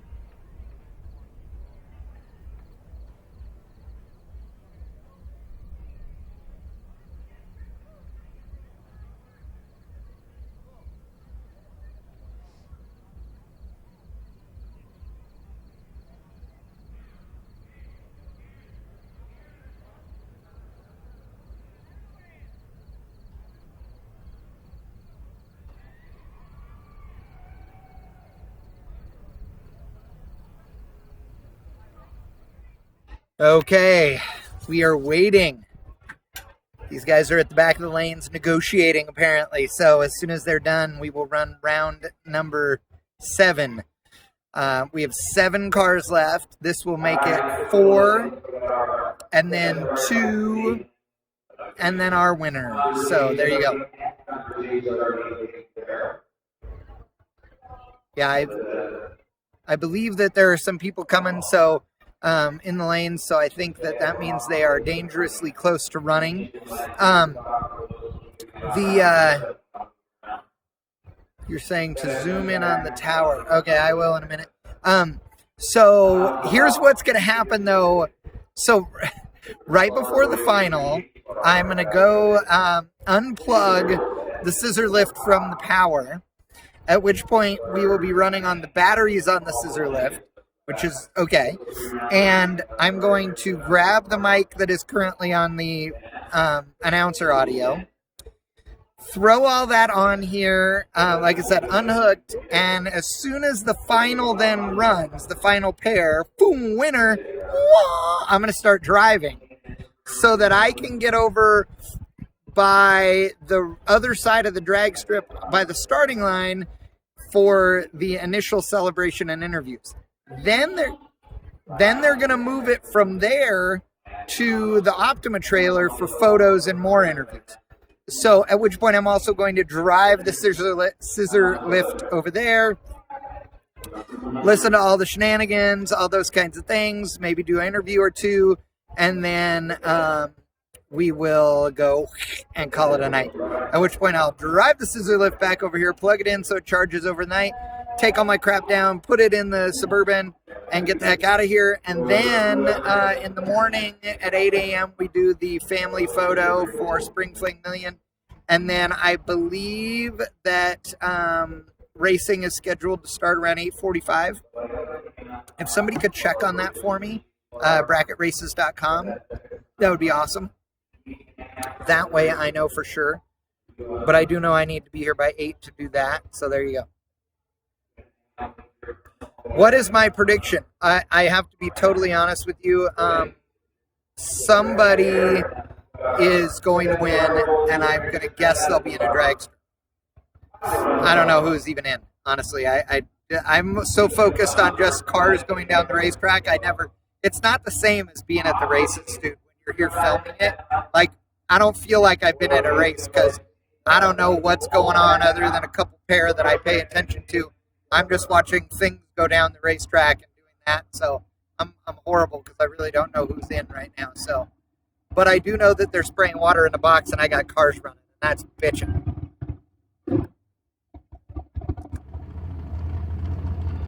So that's JR. Mr. Loebner out of Kansas. When it's down to 7 cars, he's got 2 of them.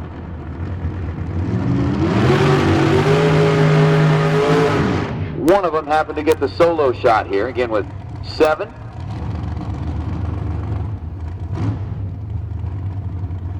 We're going to take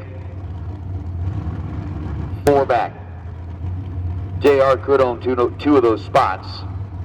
Again, with the ladder being reworked each and every time, it is possible that JR could end up, and we'll talk about that if it happens. JR 485 is the number up on the scoreboard. Did the burnout. Looks like he's going to go for it. Shot out of it, 3 foul. Early on the tree, and then 488 on a 485.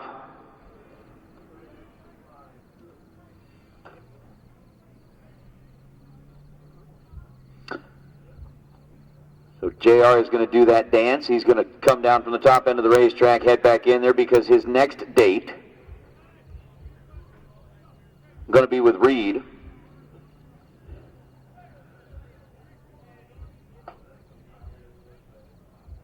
But the other 4 cars are back here.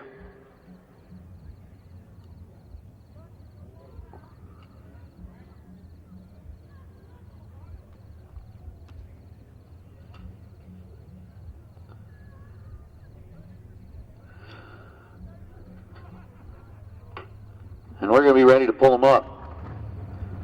signal is given. Fire up the cars. Let's roll them out. Johnny Brackets. Oh, Chad did zoom in on the tower. Hang on. They all wanted to see the swear jar, Chad. I'm totally missing it. Totally missing it. We'll try that again after the cars are down the racetrack. Johnny Ezel. Mr. Brackets, 499. Dial in over on the left side of the racetrack. And Aaron Canard, one of the racers off of the West Coast. Matter of fact, start looking at it, and Canard down to just a small representation of the left coast racers. So Canard going to be giving up the head start to Johnny.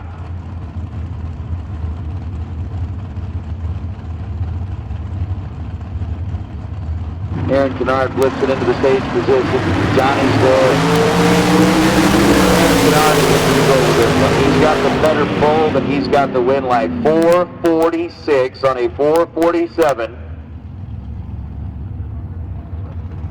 After his 008 on the tree, taking a 3-pound strike. Johnny goes 498 on the 499.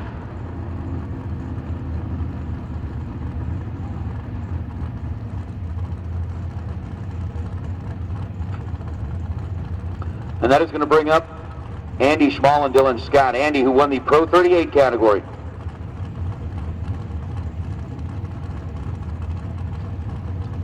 Dylan Scott's 460 in the dragster. Andy Schmall trying to take a no box car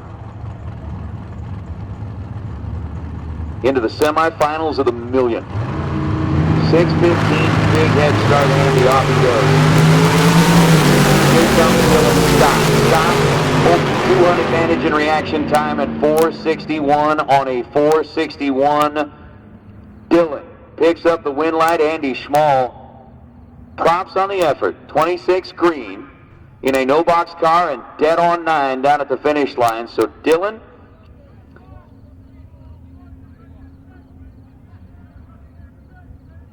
Stott's coming back, Canard's coming back, Loebner's coming back. Loebner's possibly coming back twice, but Randy Reed's got something to say about that.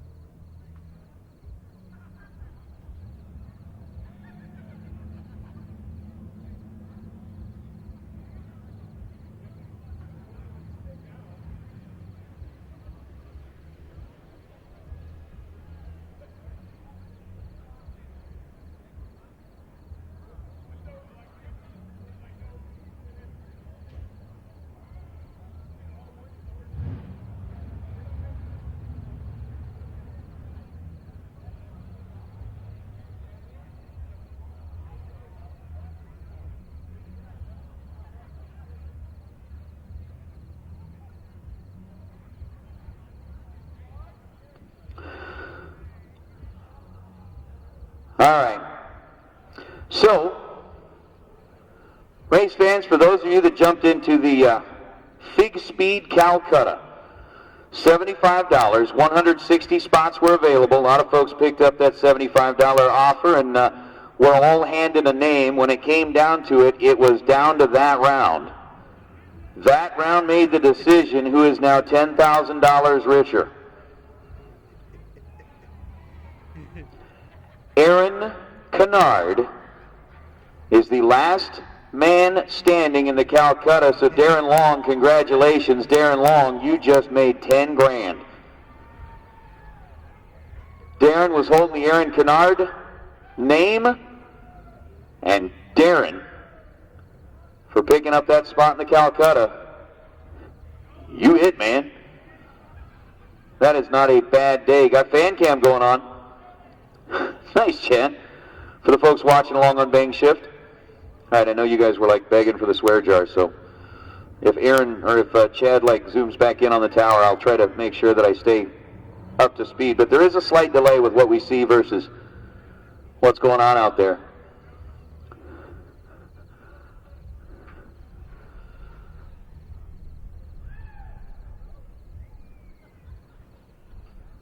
Is that high fives all around down there? Darren Long down there celebrating in the where the golf carts are parked?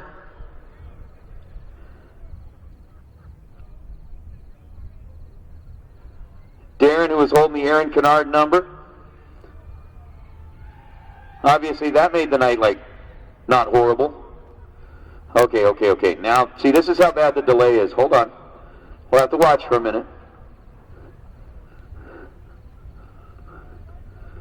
Lights on. Here's the swear jar. Wait. This is the money that's going to RFC, so we're glad to be giving that out there. It's a long delay. I'm still waiting. I think we probably got it.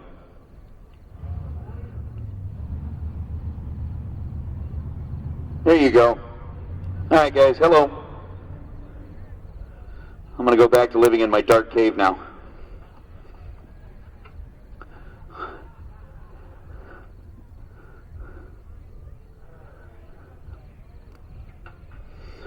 And I'm going to put swear jar back in the vault.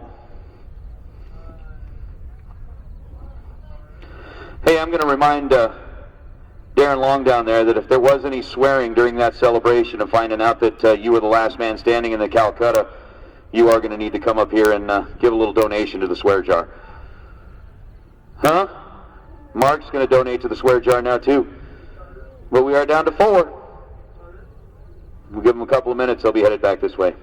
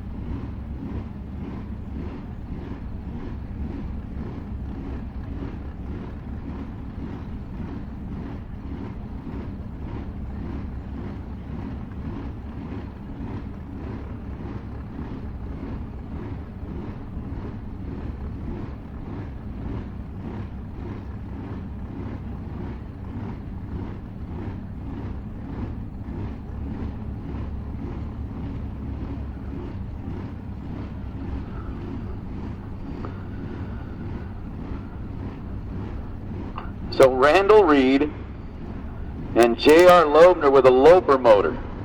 I think it's just whoa. Oh, that sounds nasty. 431, dial in for JR in the Gardner, Kansas ride. 468, dial in for Randall Reed out of Iowa Park, Texas. We know 3 that hold the 3 of the 4 final spots. It's stopped. One of them belongs to JR Loebner. The other one belongs to AK Aaron Canard.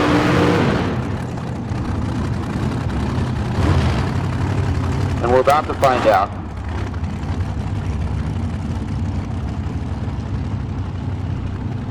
If JR gets 2, or if Randall Reed gets 1.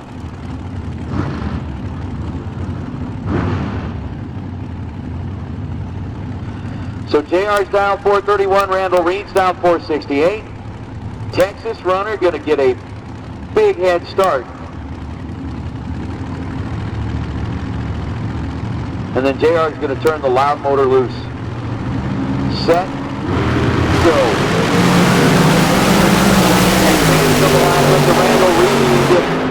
And Randall lights up the scoreboard. 468 on a 468. He was 11 on the treat, dead 7 down a racetrack. So we will have 4 different drivers in the final or in the semifinals. It'll be Loebner, it'll be Stott, it'll be Canard, and it'll be Reed. JR was 38 down on the green side and then goes 430 with a 7 and couldn't catch him. So Randall Reed locks up that 4th and final spot. And we're going to have 4 that are going to be racing for it as we give our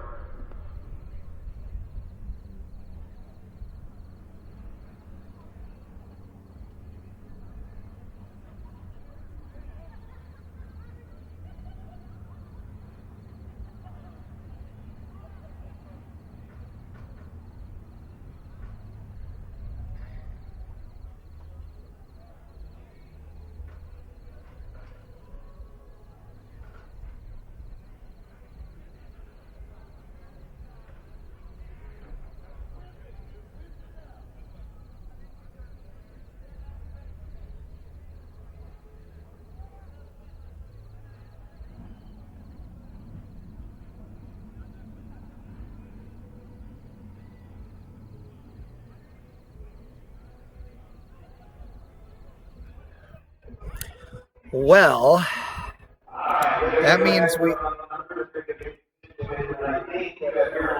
Hold on, Nate's talking.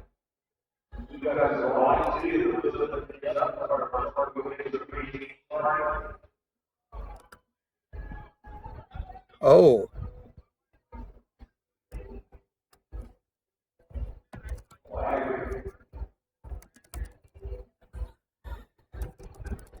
Okay, so if you are not in the know, you may not know that they give away a rolling chassis dragster here.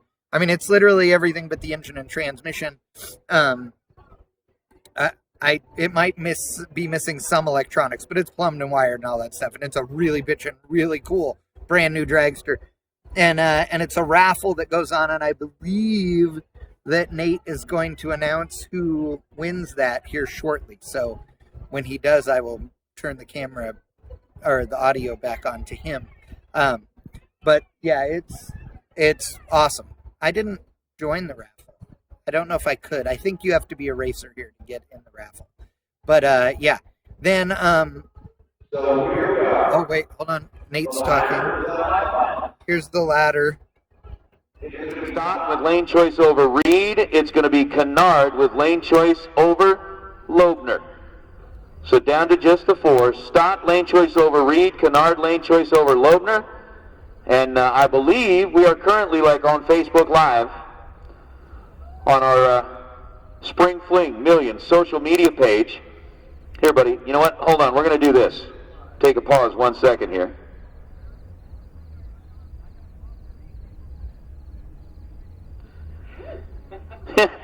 We got showgirls up here in the tower.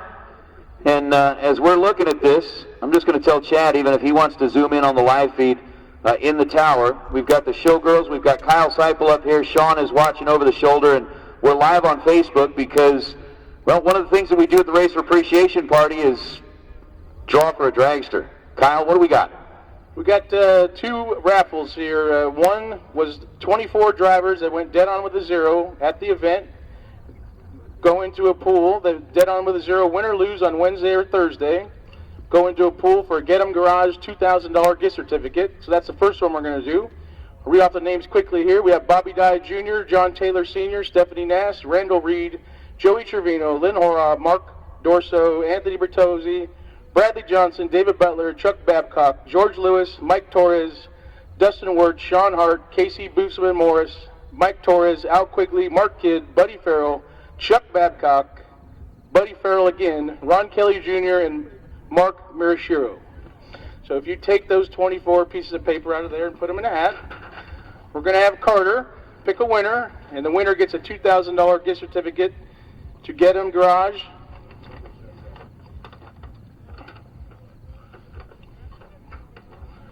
All right. We have 24 names, all right. Just to make it official.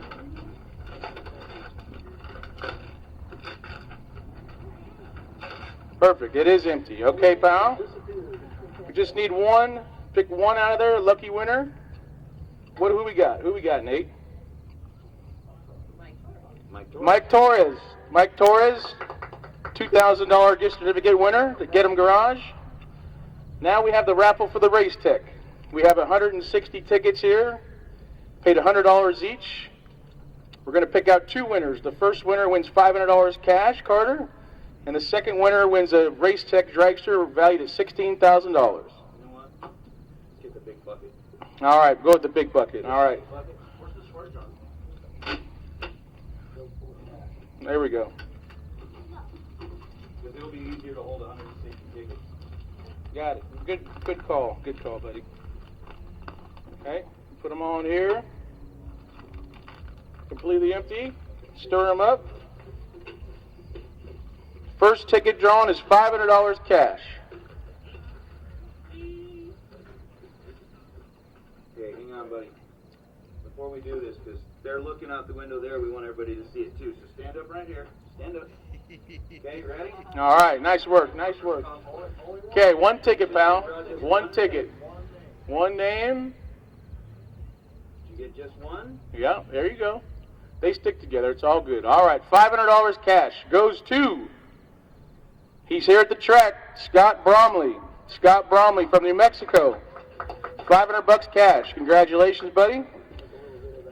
2018 Race Tech Stage 1 chassis valued at $16,000, Carter. Don't get nervous here. 16 grand goes to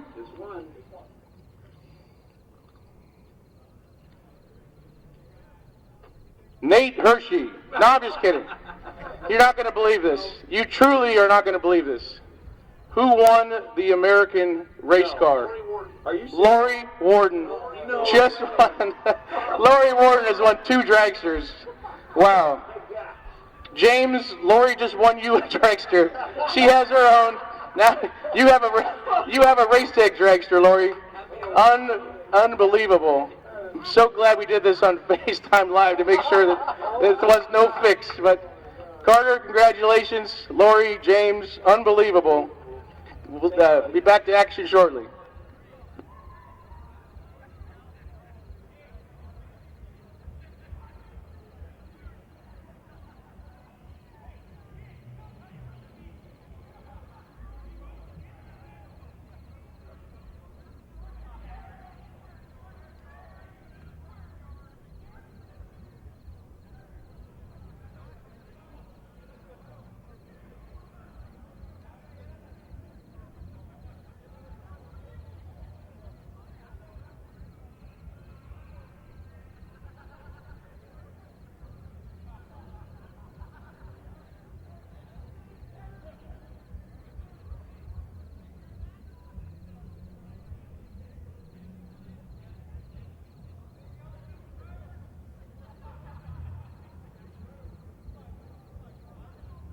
Oh, check this out.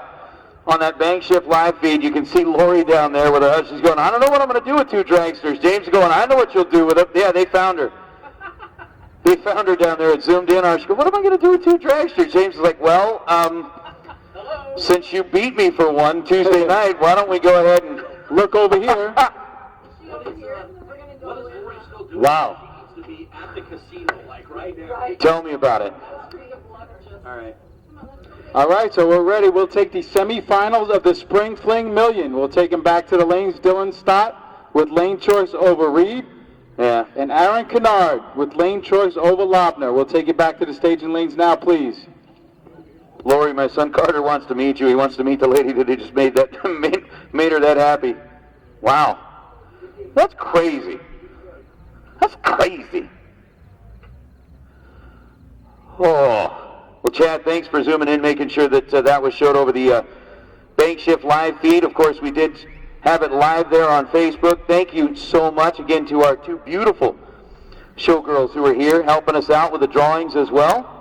Appreciate that. Okay, the reason that that's so crazy, I don't know if you guys understood it or not, but they won the Dragster last year. So, it's, wow. That's some luck, man. I'll tell you what. They'll never stop coming to the Spring Fling Bowl. So there you go. 16 grand worth of Dragster. Like wheels, tires, roller, like super bitchin' Dragster. So, you can look it up on the bracketraces.com webpage and see what the prize was and all that stuff. That's just awesome. Wow, that's cool. Very, very, very cool. I have to tell you, I love it. So, we're waiting for the cars to come back up. They just announced or called for them for the semis. If you're just joining us, we're going to do some preparations just prior to the final round so that we can hurry up and get over to where the winner's circle celebration is going to be afterwards.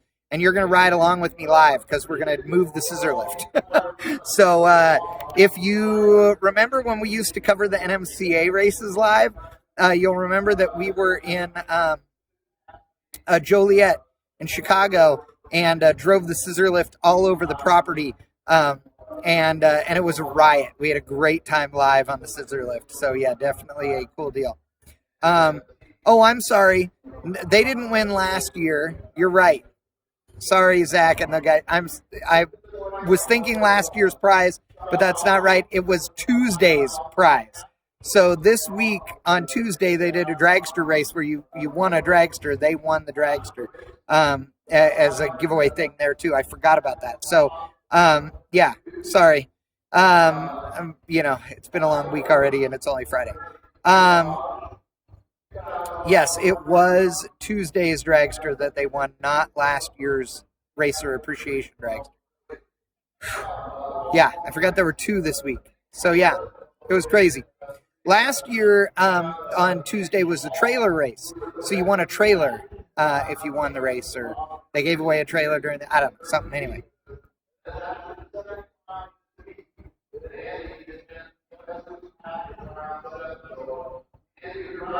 There you go. Yes, on Tuesday, Lori beat James. There you go, to win the dragster. Pretty good.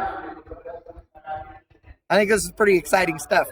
You know, what's really cool about this race is we get all caught up in the million, but the truth of the matter is there's so much more given away here than just this big money on Friday. So the best losing package of every round gets some prize. And then they do tons of other giveaways. As you guys have heard, you know, they're announcing and giving away different stuff. Gosh, some years Peter will be on there and goes, okay, the next person to get a 006 light wins whatever, and they give away all kinds of neat stuff. So it's pretty cool. This year they also raised the purse for Wednesday and Thursday and Saturday. There's just a lot that goes on here. It's a really cool event. It really is a whole event, not just a race. Everybody has a good time here. It's Vegas, which makes it neat for a lot of the people that aren't from around here or that are from way across the country. You know, I live 3.5 hours, 4 hours south of where we're sitting right now, and so I'm here all the time. But for normal people that aren't in Vegas all the time, it's a special place to come and all that, which is cool. So it's fun.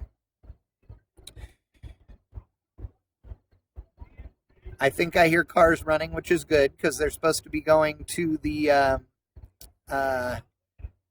into the staging lanes. They called the semis to the lanes, so now they're going to go and renegotiate, because the guys with double entries now are out with one of their entries. So I think their negotiating power is now lessened. So we'll see.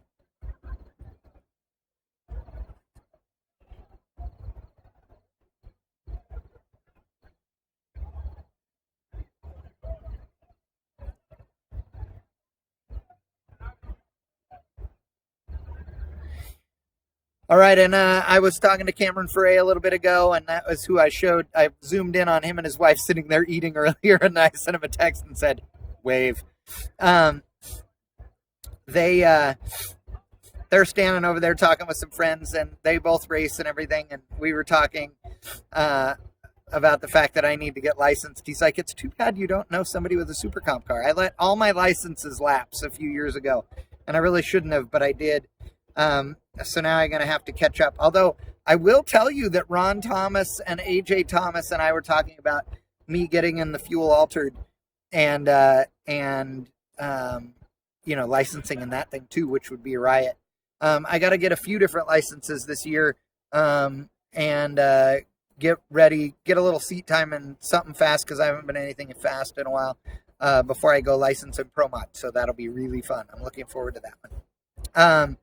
So Zach says that I should enter the scissor lift next year in the million or the 30K tomorrow and get us on track racing footage. That would be funny. I will tell you, actually, YouTube, which we're streaming to now, limits me. They have several products, but unfortunately I can't stream like from my phone to this event. It doesn't work that way, but we're working on some solutions for that. Because we used to wander all over the pits and do all kinds of stuff. Now it's been a crazy week, so we really wouldn't have had time to do that anyway. But doing in-car stuff, we've done before, and it's really fun. The plan was to be running at this year's million, and not only to be racing here all week here, but then to be doing the live stream and then go and race while somebody else ran the camera, and then come back and give you what it really is like from that perspective. So we're going to work on that. We'll do that a little bit this year. Tune in this week on the bangshift.com Facebook page as well. We'll be live from the FM3 Road Trip Cars and Cones event Sunday evening through next Saturday. We're also going to the Good Guys show in Raleigh. I'll be racing there in the Ride Tech 48-hour Camaro. It's going to be fun. So you'll like it. You'll want to tune in, because we're going to be doing a bunch of cool stuff all through the week, road tripping and all kinds of neat things. So definitely pay attention and sign up to get notified when we're live and all of those things. So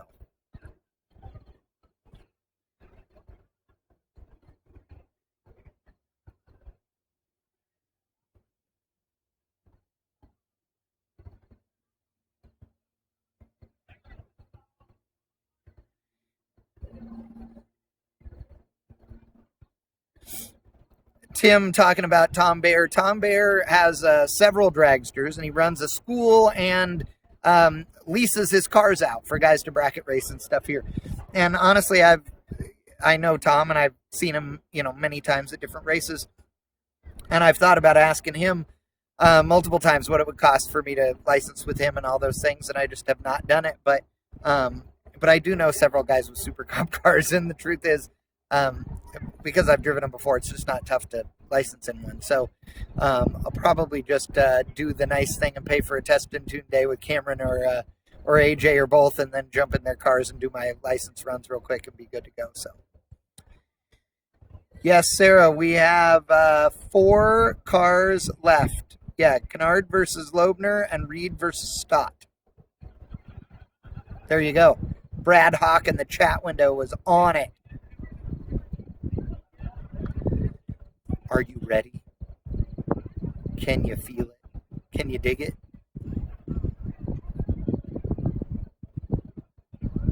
Yeah, the Wardens are driving Tom Baer's cars this weekend. Yes, or this week.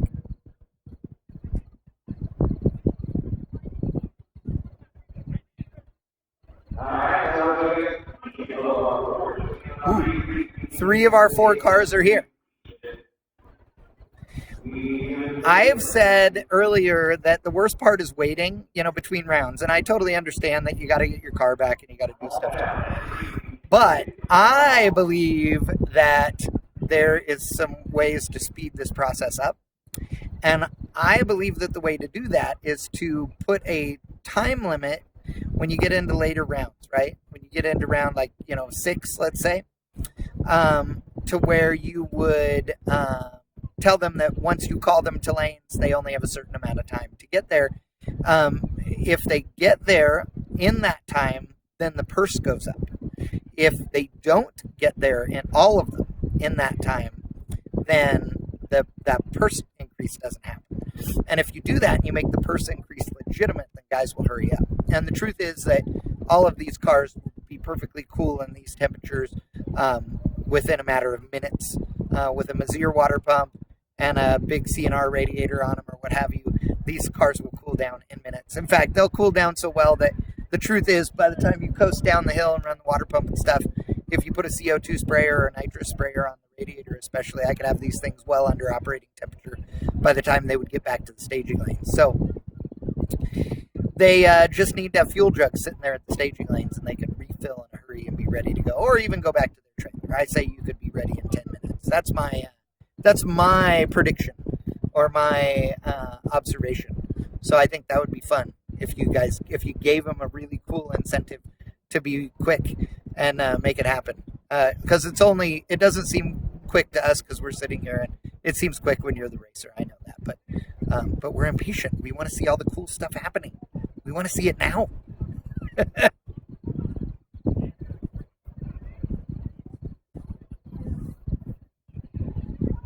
Jansen Melton, Chad, we built Cameron's Dragster. Hopefully you get to drive it so we can sell you one. Oh yeah, don't even get me started. I own too many cars. I have too many projects. We're doing a tube chassis for Cole's Love Truck right now. Which by the way, I'm shooting a bunch of video in my shop at home, building some tools, building a chassis jig, build a simple one that anybody could do. Building a tube chassis for Cole's Love Truck that'll be a road race chassis. Building or finishing the roll cage and my Chris Alston back half in the S10 Blazer. Doing a roll bar in Ethel. Doing roll cage in my 69 Camaro. Big block swapping the Camaro. Probably doing an LS with a turbo and Rusty. And then tubbing it and stuff to make it hold a bigger tire so we can go autocross it.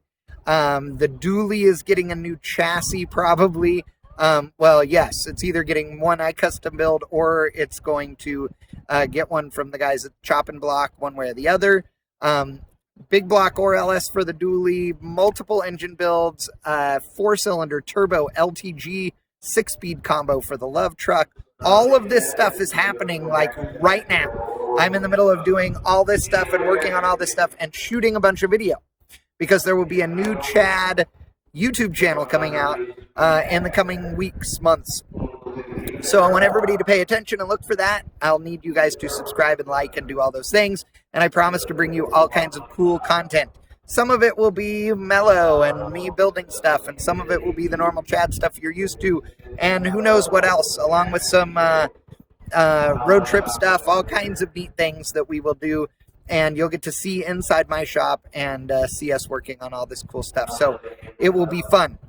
The reason I bring that up is because, for the love of God, I don't need another car at this point.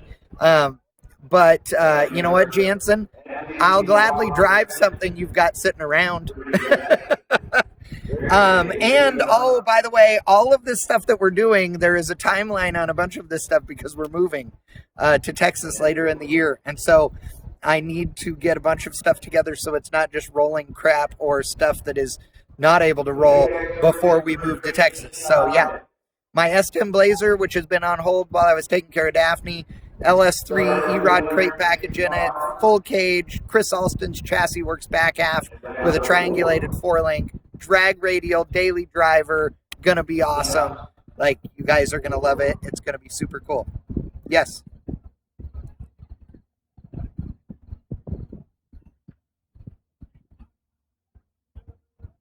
Tim Charlie, bitchin' chats, bitchin' rides. That's awesome. Okay. They're here. They're here. It's time to go racing. It's the semifinals here at the Spring Fling Million. Our live broadcast presented by Hoosier and Jags. Also, Autometer Aeromotive Fuel Systems. The fine folks at Mark Williams, Molly, Race Pack, and Holly are all the time live broadcast sponsors here at bankshift.com. We couldn't do it without them. We wouldn't do it. for anybody but you guys. It's the semifinals here at the Spring Fling Million. It's worth a ton of cash right now. Let's see who's going to the final.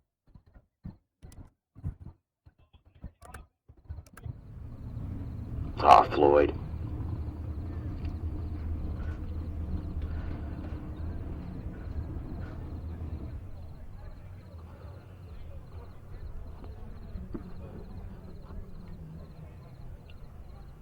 So with the final four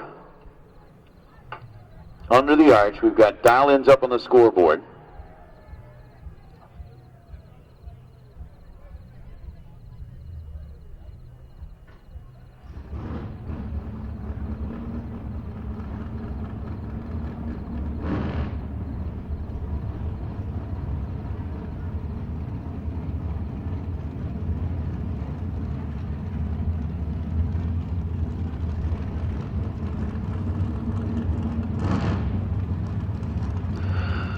So Dylan Stott, Randall Reed, Columbus, North Carolina, and Iowa Park, Texas. You look at it, we got a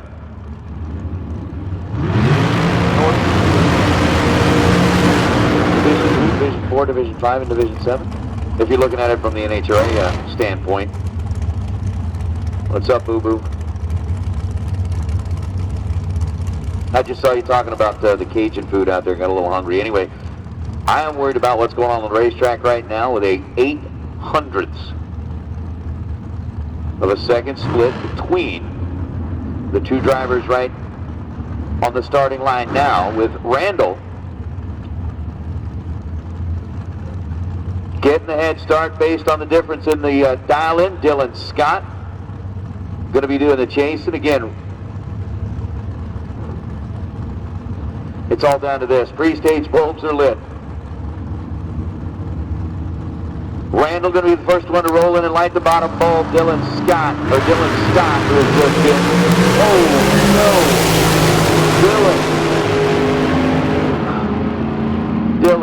Dylan dropped it red, one foul.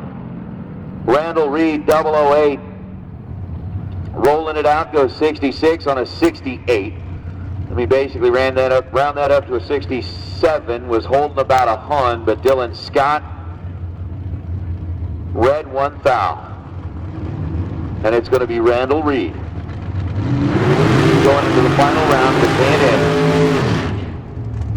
Spring Fling Million, presented by Optima Battery, is J.R. Loebner and Aaron Canard. J.R. out of Kansas. Aaron Canard out of California. So the left coast racer hoping to race his way into the final here against J.R. Loebner.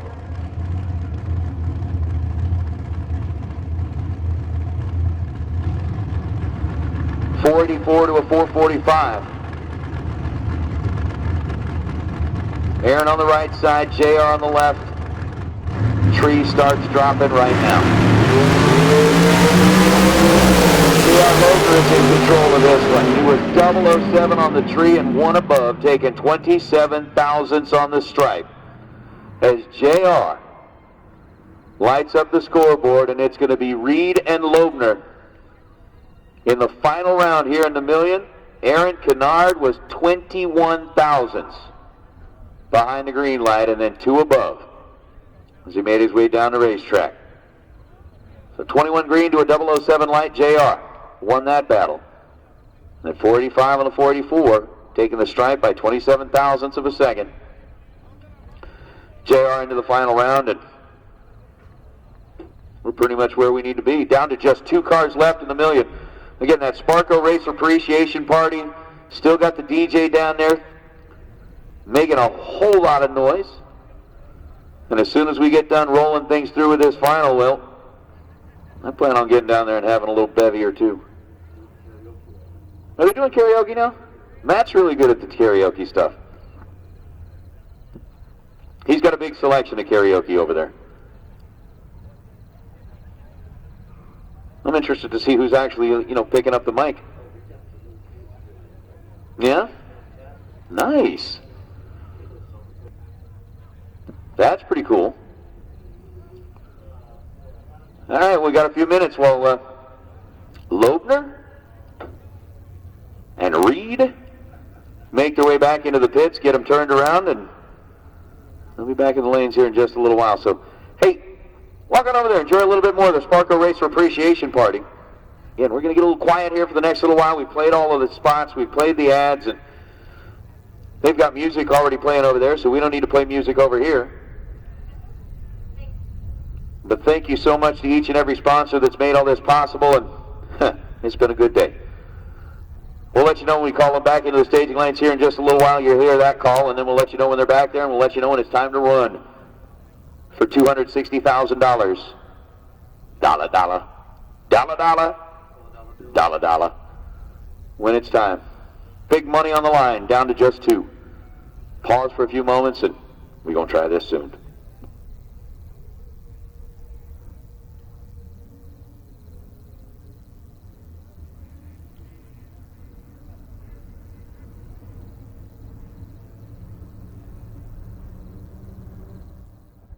Okay, there we go.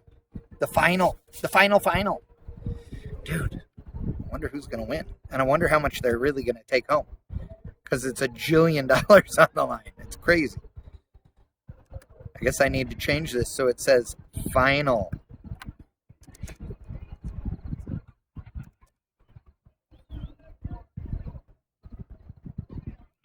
Boom. Right there. Waiting on it. The Super Pro Final. Okay, if you're just now tuning in, remember we are going to, as soon as the pair goes through and we show the scoreboards and the winner, then I'm going to dump this thing on the ground, run and grab my microphone really quick, and then grab the cord and haul butt over there to catch the celebratory stuff going down. So, yeah, there you go. I'm guessing we got about 15 or 20 minutes minimum, maybe 30 before the final, but I could be wrong. Hopefully they're quicker than that. But man, exciting. You know they got to be so stoked, dude. I'd be so nervous right now if I was running for that kind of money. Whew, crazy. But, you know, that's why they're here. The best of the best and all kinds of just cool people here racing. What a neat event. To be able to say you won it is a cool deal. And the money is life-changing. There is no doubt about it.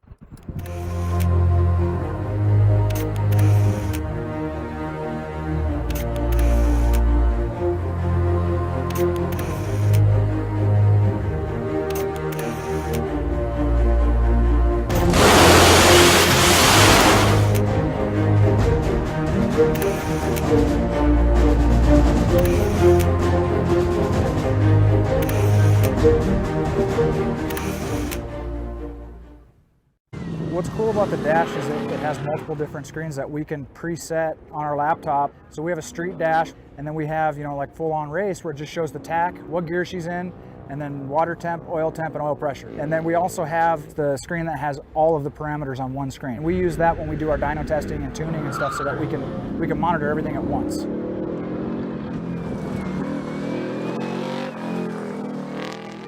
Our relationship with Autometer and the experience that we've had with them has been really cool. Want EFI performance without a fuel system hassle? Holley's returnless style drop-in fuel modules take the frustration out of fuel system installation. There's no need to run a return line and no external regulator to purchase or adjust. See it in action at Holley.com. The quality is obvious. That's why Mark Williams high-torque axles are the most trusted in drag racing. MW axles are forged from superior alloys and are tempered for higher strength and ductility. Each axle is custom machined for the exact application, including length, taper, and spline. Special attention is paid to the splines, which are true involute for more efficient engagement.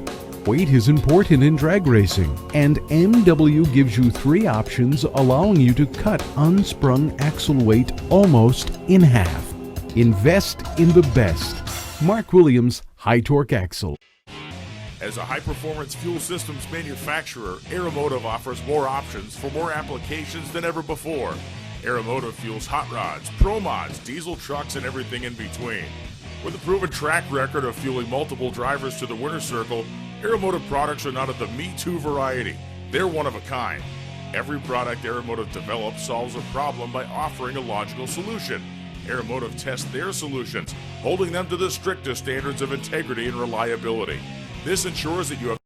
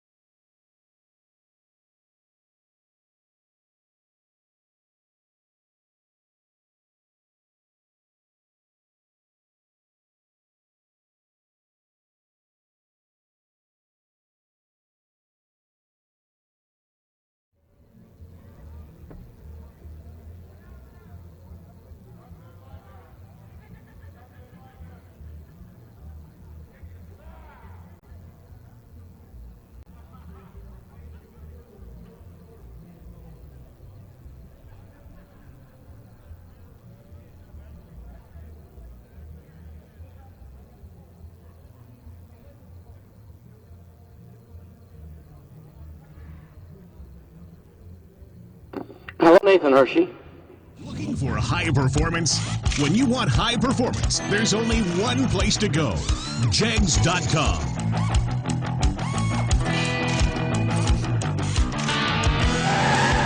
Jags.com has the largest selection of high-performance automotive parts on the web. When you need high performance, Jags.com has the part you want when you want it. Want performance? You've got it. Jags. It was very amicable down there. You know, there wasn't a lot of tension or anything like that. Everything was pretty loose down there, which is always good. That is good. That is good. I'm just kind of checking in, going back through some of the chat bleacher comments down there. Okay, so some of you were asking about the purse. So if you go to bracketraces.com, you'll see the event flyer, okay, and it tells you the amounts. So, and Nate's now talking about it, of course. So the guaranteed purse is a minimum of $200,000, regardless of the number of entrants. But between 200 and 400 cars results in the winner's payout being equal to the number of cars. So if there are 200 cars, it's $200,000. There's 300 cars, it's $300,000. We had 260, so the winner's purse is $260,000. Of course, there's other prizes under there, right? 7th round win, if the race goes to 10 rounds, is $7,500. We went 9 rounds, so it'll be a little less than that. 3rd round pays $1,000. So you go, 3rd round is $1,000, 4th is $2,000, 5th is $3,000, 6th is $4,000. So there's a lot more money on the line than just that. So then just the $260,000 in this case. So how they split it up, who knows?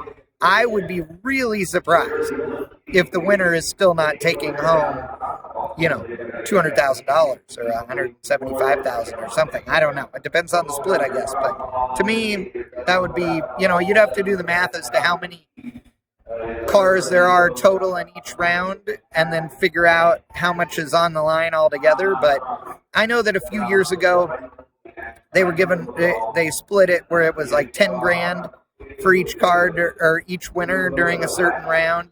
over and above the $5,000 everybody got in that round or whatever. So it ended up that the winner didn't take the whole amount. They took 75% of it or whatever. But either way, whatever this guy wins is enough to buy a good house. Well, in a lot of the country. Now, where I live, because I'm stupid and I live in Southern California, but I'm fixing it.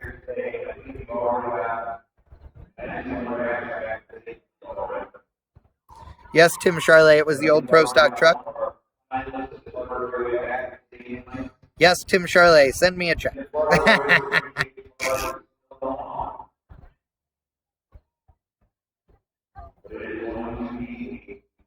Yes, it is Lobner and Reed, or Lobner and Reed, sorry.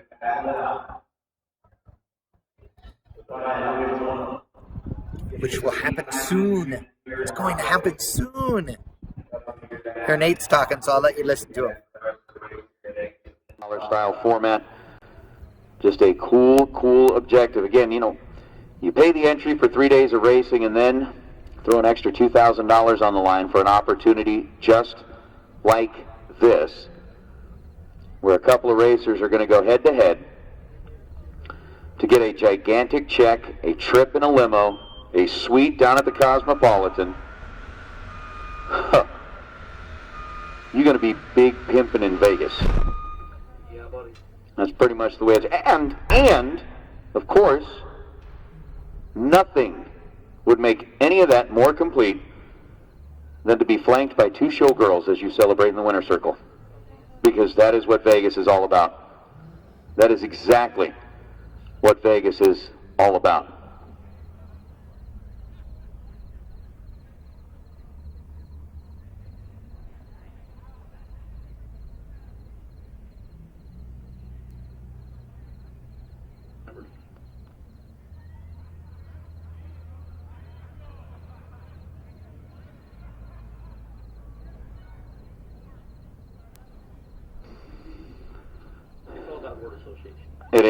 It is. A crazy basketball player who changed his name to something completely... Yeah. One of those deals. So, yeah. Meta and Carolyn are up here. They've got, of course, the... what do we call those things? Headpieces? Plumes? Feather fountains? I don't know what they are. Those things are... They're massive. Yeah. Yesterday in the wind, they were sails. Yeah. Yeah, they were sails. Foils. Foils. Oh, it's definitely wild. Man, I did it before, I'll do it again. Props to Chad out there for hanging tough throughout the last 3 days. Plus, even though we're down to our final round in the main event, the Spring Fling Million, we're coming back tomorrow to go racing for another $30,000. Again, we're going to start things off in the morning with the RFC Chapel service at 7:30 a.m. And again, a thanks and a props and a tip of the cap and just a big salute to each and every one of the racers who came up here, played along with us on our swear jar, paid in when they were caught, using foul language down on the racetrack. Some who paid in more than others because they used more foul language than others. But I mean, when I last tallied it up, and there's been more money that went into the jar since then, $855. We select a charity that we're going to give that to. We've still got another full day of racing. I think we're going to get that over 1,000, yeah, easily absolutely. over 1,000 before it's all said and done. And all of that is going to get donated to Team Racers for Christ. So Team RFC, that is kind of our little way from everybody out here at the Strip at Las Vegas Motor Speedway participating in the Spring Fling Million. It's our way to say thank you to you guys for being here, for giving that spiritual support, for being there in that times of when comfort is needed, sitting back in the staging lanes when somebody feels the butterflies are getting so bad that they're about to,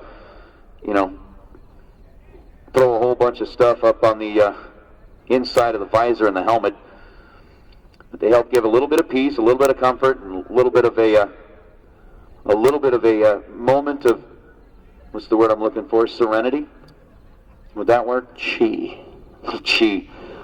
So, but kind of offering up that. So Team RFC, that's going to be our way of saying thank you to you guys. And again, we've still got another full day of racing coming at it tomorrow with our FTI converter, $30,000 to win Saturday. So when you're talking about Chad Reynolds and all the hard work that he does, being out there on that scissor lift for like 4 days straight. So everybody that's here in the grandstand area, I just want to take a quick straw poll. By raise of hands, how many of you have had Chad Reynolds run into the back of your rental car?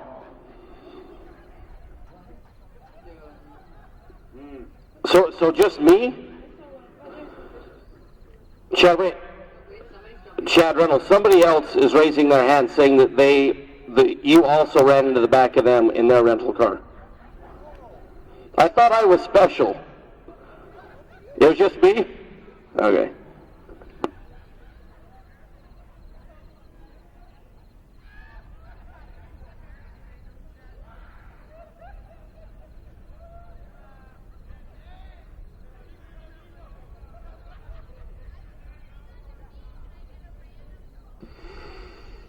Sounds like you and Chad have a special little thing going on there, and I don't want to break that up. Definitely don't want to break that up. Yeah, Mike's got a bromance going on with Chad, but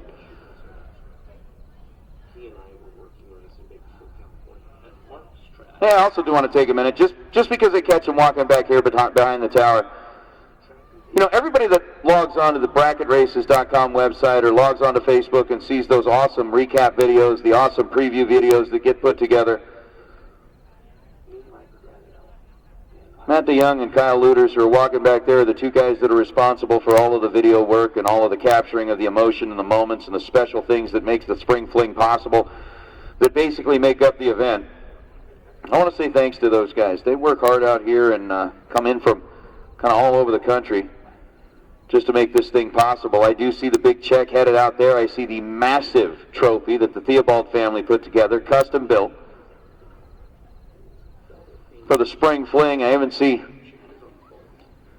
Aaron Canard hanging out down there. Aaron, very nice job of driving out here this weekend, man. You had that thing rocking all day long, taking it down to 4 in a major race like this. That is saying something, brother. With the best of the best out here in the country, you've proven that us left coast racers have, we got something for them, that's for sure. So nicely done, sir. Congratulations on your semifinal finish here at the Spring Fling Million.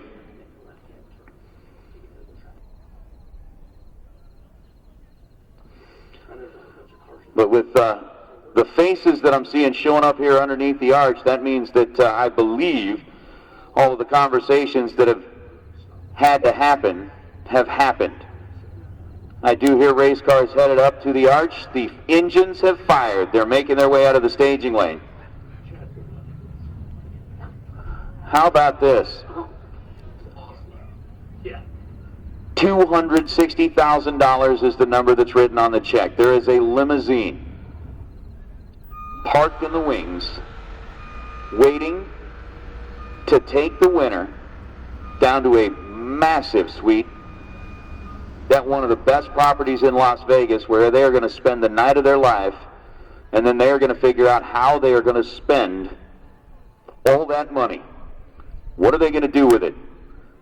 How are they going to make their life better for one single day of racing? And one very special and incredible day of racing. I mean, seriously.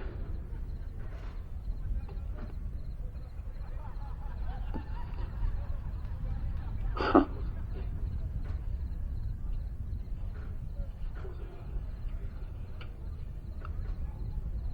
All you had to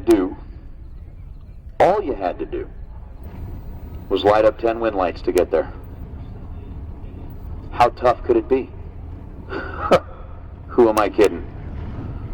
The best of the best in the country, all gathered together at one location. You do that like the movie preview? The best of the best drag racers in the country gathered together in one location, all in the hopes of winning the Spring Fling Million. 467 is going to be the dial-in for the Iowa Park, Texas-based car of Randall Reed. Rear Morris in the power plant at 583 cubic inches. For J.R. Loebner, the Gardner, Kansas-based car. 2 racers coming from the middle part of the country. 484 is on the scoreboard. J.R.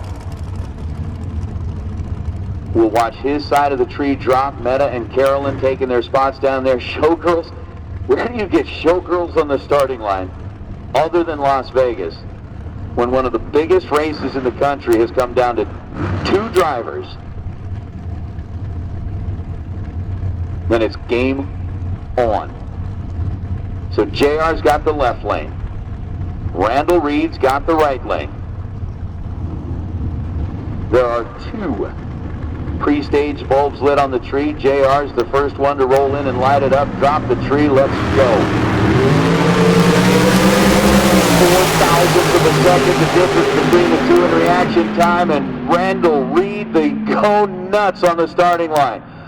008, taking 8th thou at the stripe to be exactly 1 above. And JR was 12 green, 14th thou over, 485 on the 484. Randall Reed, the celebration ensues for the team out of Iowa Park, Texas. 008, take 8th thou, and 1 hunt over. Gets the win light. Randall going to be celebrating all night long. They're going to get in that limo. They're going to party it up. And for J.R. Loebner, 12 green, 485 on a 484. Not a bad lap. Just not enough to get around Randall to pick 8th thou down at the stripe. So congratulations, Randall.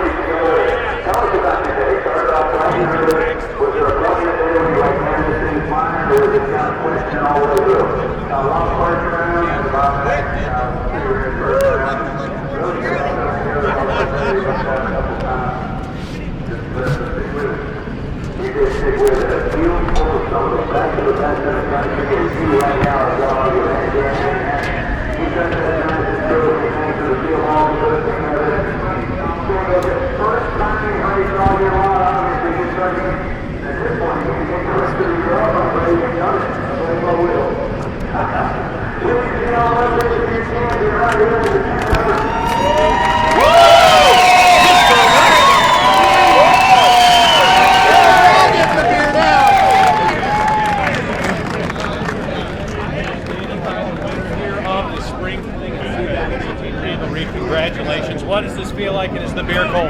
The beer is very cold. It just feels amazing. I don't even know what to say. Obviously, you've had a very long day out here. Describe your day and really kind of walk us through that last race here in the final. I'm just nerves were up. Just try to keep my composure. I don't talk no money. Let my buddy Aaron talk all the money. I just try to do my race. I don't have a clue what I want. I don't have a clue. You've won $260,000. How does that sound? Yeah, that sounds delicious. What does this mean to be a champion of this race? This is one of the biggest bracket races anywhere. It means the world. That's all I've ever looked to do, win one of these. Well, congratulations, my friend. You've done it. Thank you. All right, one more time. I don't know if they can see us from way over there, but this is for the live broadcast. So you got anybody at home you want to say hi to? First of all, my wife, Taylor, I know she's beside herself right now. My son, Hudson, and my daughter, Henley, this is for them. Awesome. Congratulations, man. Thank you. That's big boy money. Thank you. All right, there you go, ladies and gentlemen. Taking home the win. I'll tell you what, that is life-changing money. We're going to follow the parade of people and everything over to the Optima trailer too, and see if we can get more stuff over there. So hang with me.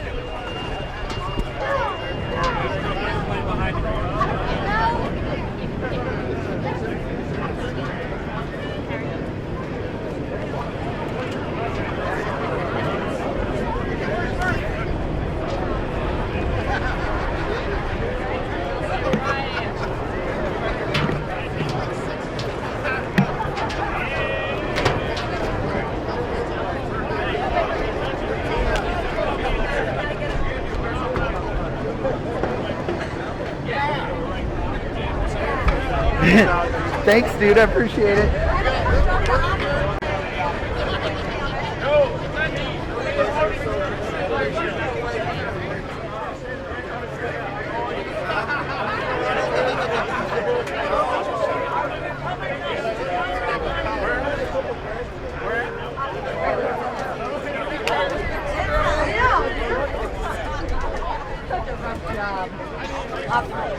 Okay, I'm on my way. I'm following that thing. Yeah, up on the back. As long as I don't run over it.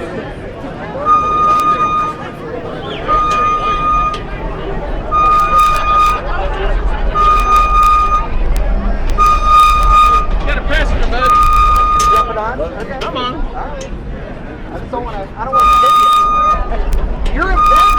This is being filmed. You know Plus, it's your birthday today. I don't want to take you on your birthday.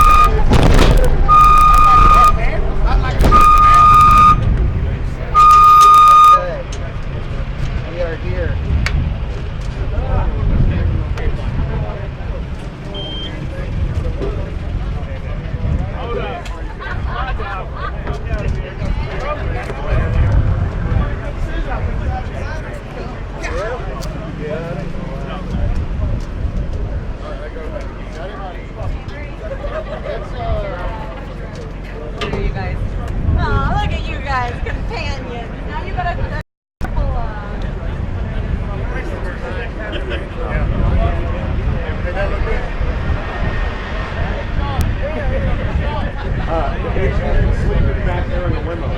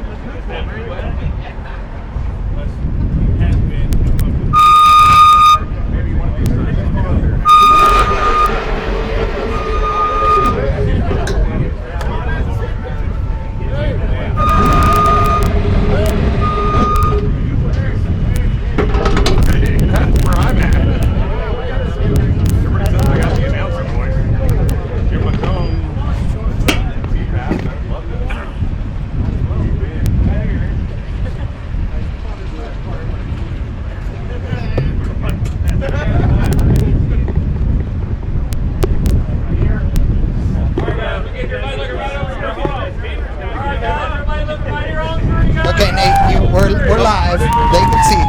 Yeah, no, you're good. Yes, and you've beat me to the punch. I already did that. The frosty beverage. So you. What? Be like chat. Oh, there you go. Be like chat. So I think everybody should be able to see us right now. So you and I both had the privilege of announcing at all kinds of levels at all kinds of events, and you've announced it every kind of event possible here alone. I mean, you're the dude here. I mean, this is your house. You're the head announcer here. You get to do all the fun stuff in Las Vegas. What makes this event special for you to get to announce something like this? I've said it before, and I tell Pete and Kyle this all the time. There's events that I do, there's events that I have to do, and there's events that I get to do. Yeah. And this is an event that I get to do. Yeah. I mean, first of all, you hear about the $1 million events, the big buck bracket races that take place back on the East Coast. To actually have one come out to the West Coast and be able to be a part of it that's a big part of what makes it special. Get out here, get to spend time. Like you said, we announce at a lot of events. We share the booth with a lot of people. Yeah, that are cool people. Oh, totally cool people. Yeah. But I mean, historically, most of what we've done has been more most of what I've done has been more the formal drag racing. Right. You know, the Saturday night bracket deals here, the divisional events, and then at the NHRA level where it's all, the sponsor money, and you have to have a little different mentality. Right. So, with that being said, when I got the first opportunity to go out to Bristol and meet Jed and start working with him, and realizing that, you know what, there's a side to this that is just flat out fun, and that's what it's all about. That's another big part of what made it special to me. So, when I get to spend time with you, with Jed, with guys like that, we always try to take something and learn from those that you work with, and so that's a big part of the specialness for me too. But the event overall, I mean, the aura, the prestige that comes with winning a big buck bracket race. You talk about Peter and Kyle. Oh God, they're awesome. The personalities that they are in the sport of drag racing, how much class they've brought to a big buck bracket race. All of that combined makes it really special to be here. Well, and for me, you bring up the personality. So somebody earlier today commented on the fact that there was nobody in the grandstands, right? I mean, there's just a few hundred people in the grandstands, because this isn't, I mean, spectators are allowed here, but quite frankly, I don't even know if they sell spectator tickets going to Cuda. I mean, that's not what this is about, right? So, I think if you showed up and said, hey, I want to come watch the races, they'd probably call Kyle and he'd go, well, just give them something and let them come in. But the thing is that this is a race for racers, right? That's what's here. So you get to take a step back and be personal. So when you guys are talking to me and I'm out there, and when you talk to people in the grandstands, and you go, now the champagne is a-flowing. I don't want to wash the car later, I'm telling you. He can afford to pay somebody to wash it, though, that's for sure. But that part of it is so cool. Like you said, it takes the stuffiness away from it. It makes it more personal. It makes it more relatable, and it gives it something that is this level of casualness, I guess is the way I'd put it, or informally. Yeah. But you know what the funny thing about that is? At the same time, it's giving away more money than any other race. Yeah. So those two things seem backwards. They do seem very backwards. But they're not. And that's actually kind of where I have a struggle with this, is because, there are a lot of things that go through my head that I won't say, that I probably could say and get away with. Right. But But it's still ingrained holding there, right? back a little bit. I know. Right. Those are all the telepathic things we share that I then say.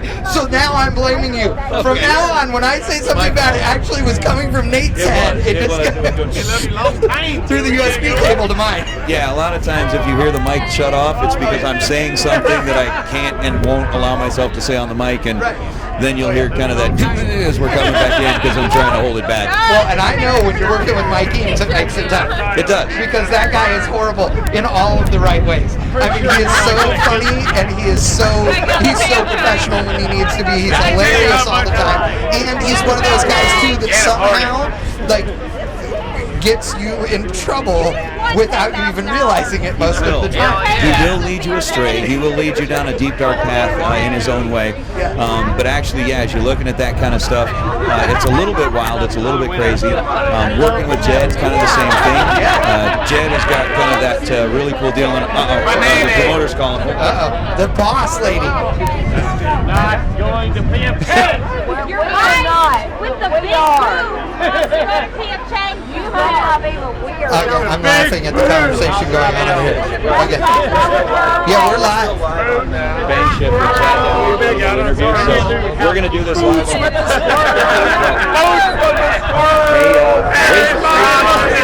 just want to let you guys know that the Sparkville Racer Appreciation Party is still underway. The Spring Fling staff has now completed the work, and it's now time for us to cut loose and do a little partying as well. So Peter, Kyle, of course it is Kyle's birthday, so you want to get over there and wish Kyle a happy birthday, big time party, everybody's there, so come on down.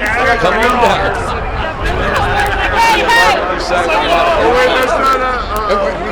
You can say hi to him. Is he watching right now? We're live. Oh, he's not watching. Oh, come on. What kind of slacker is that guy?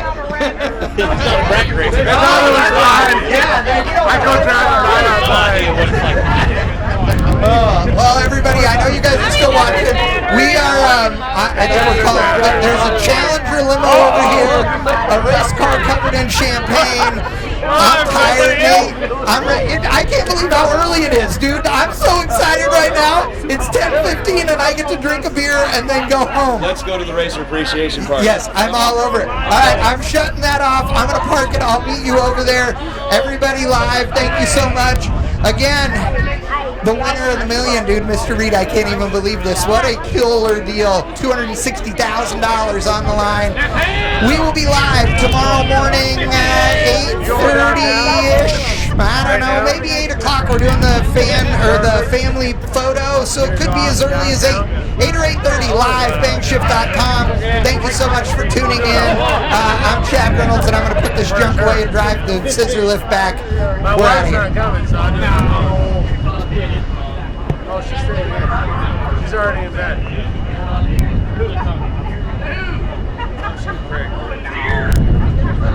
I couldn't tell, man. Happy birthday.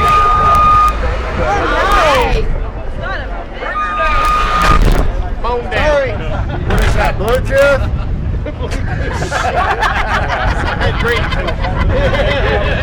Oh my God. Yesterday so fucking ugly. was like, hold on, I'm going to be a James too. I'm going to throw myself out of this thing. I'm telling you.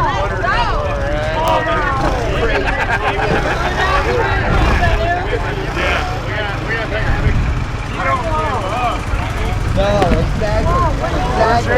When is he going to this picture? Sorry, I'm not ignoring you. They forgot about the rehearsals.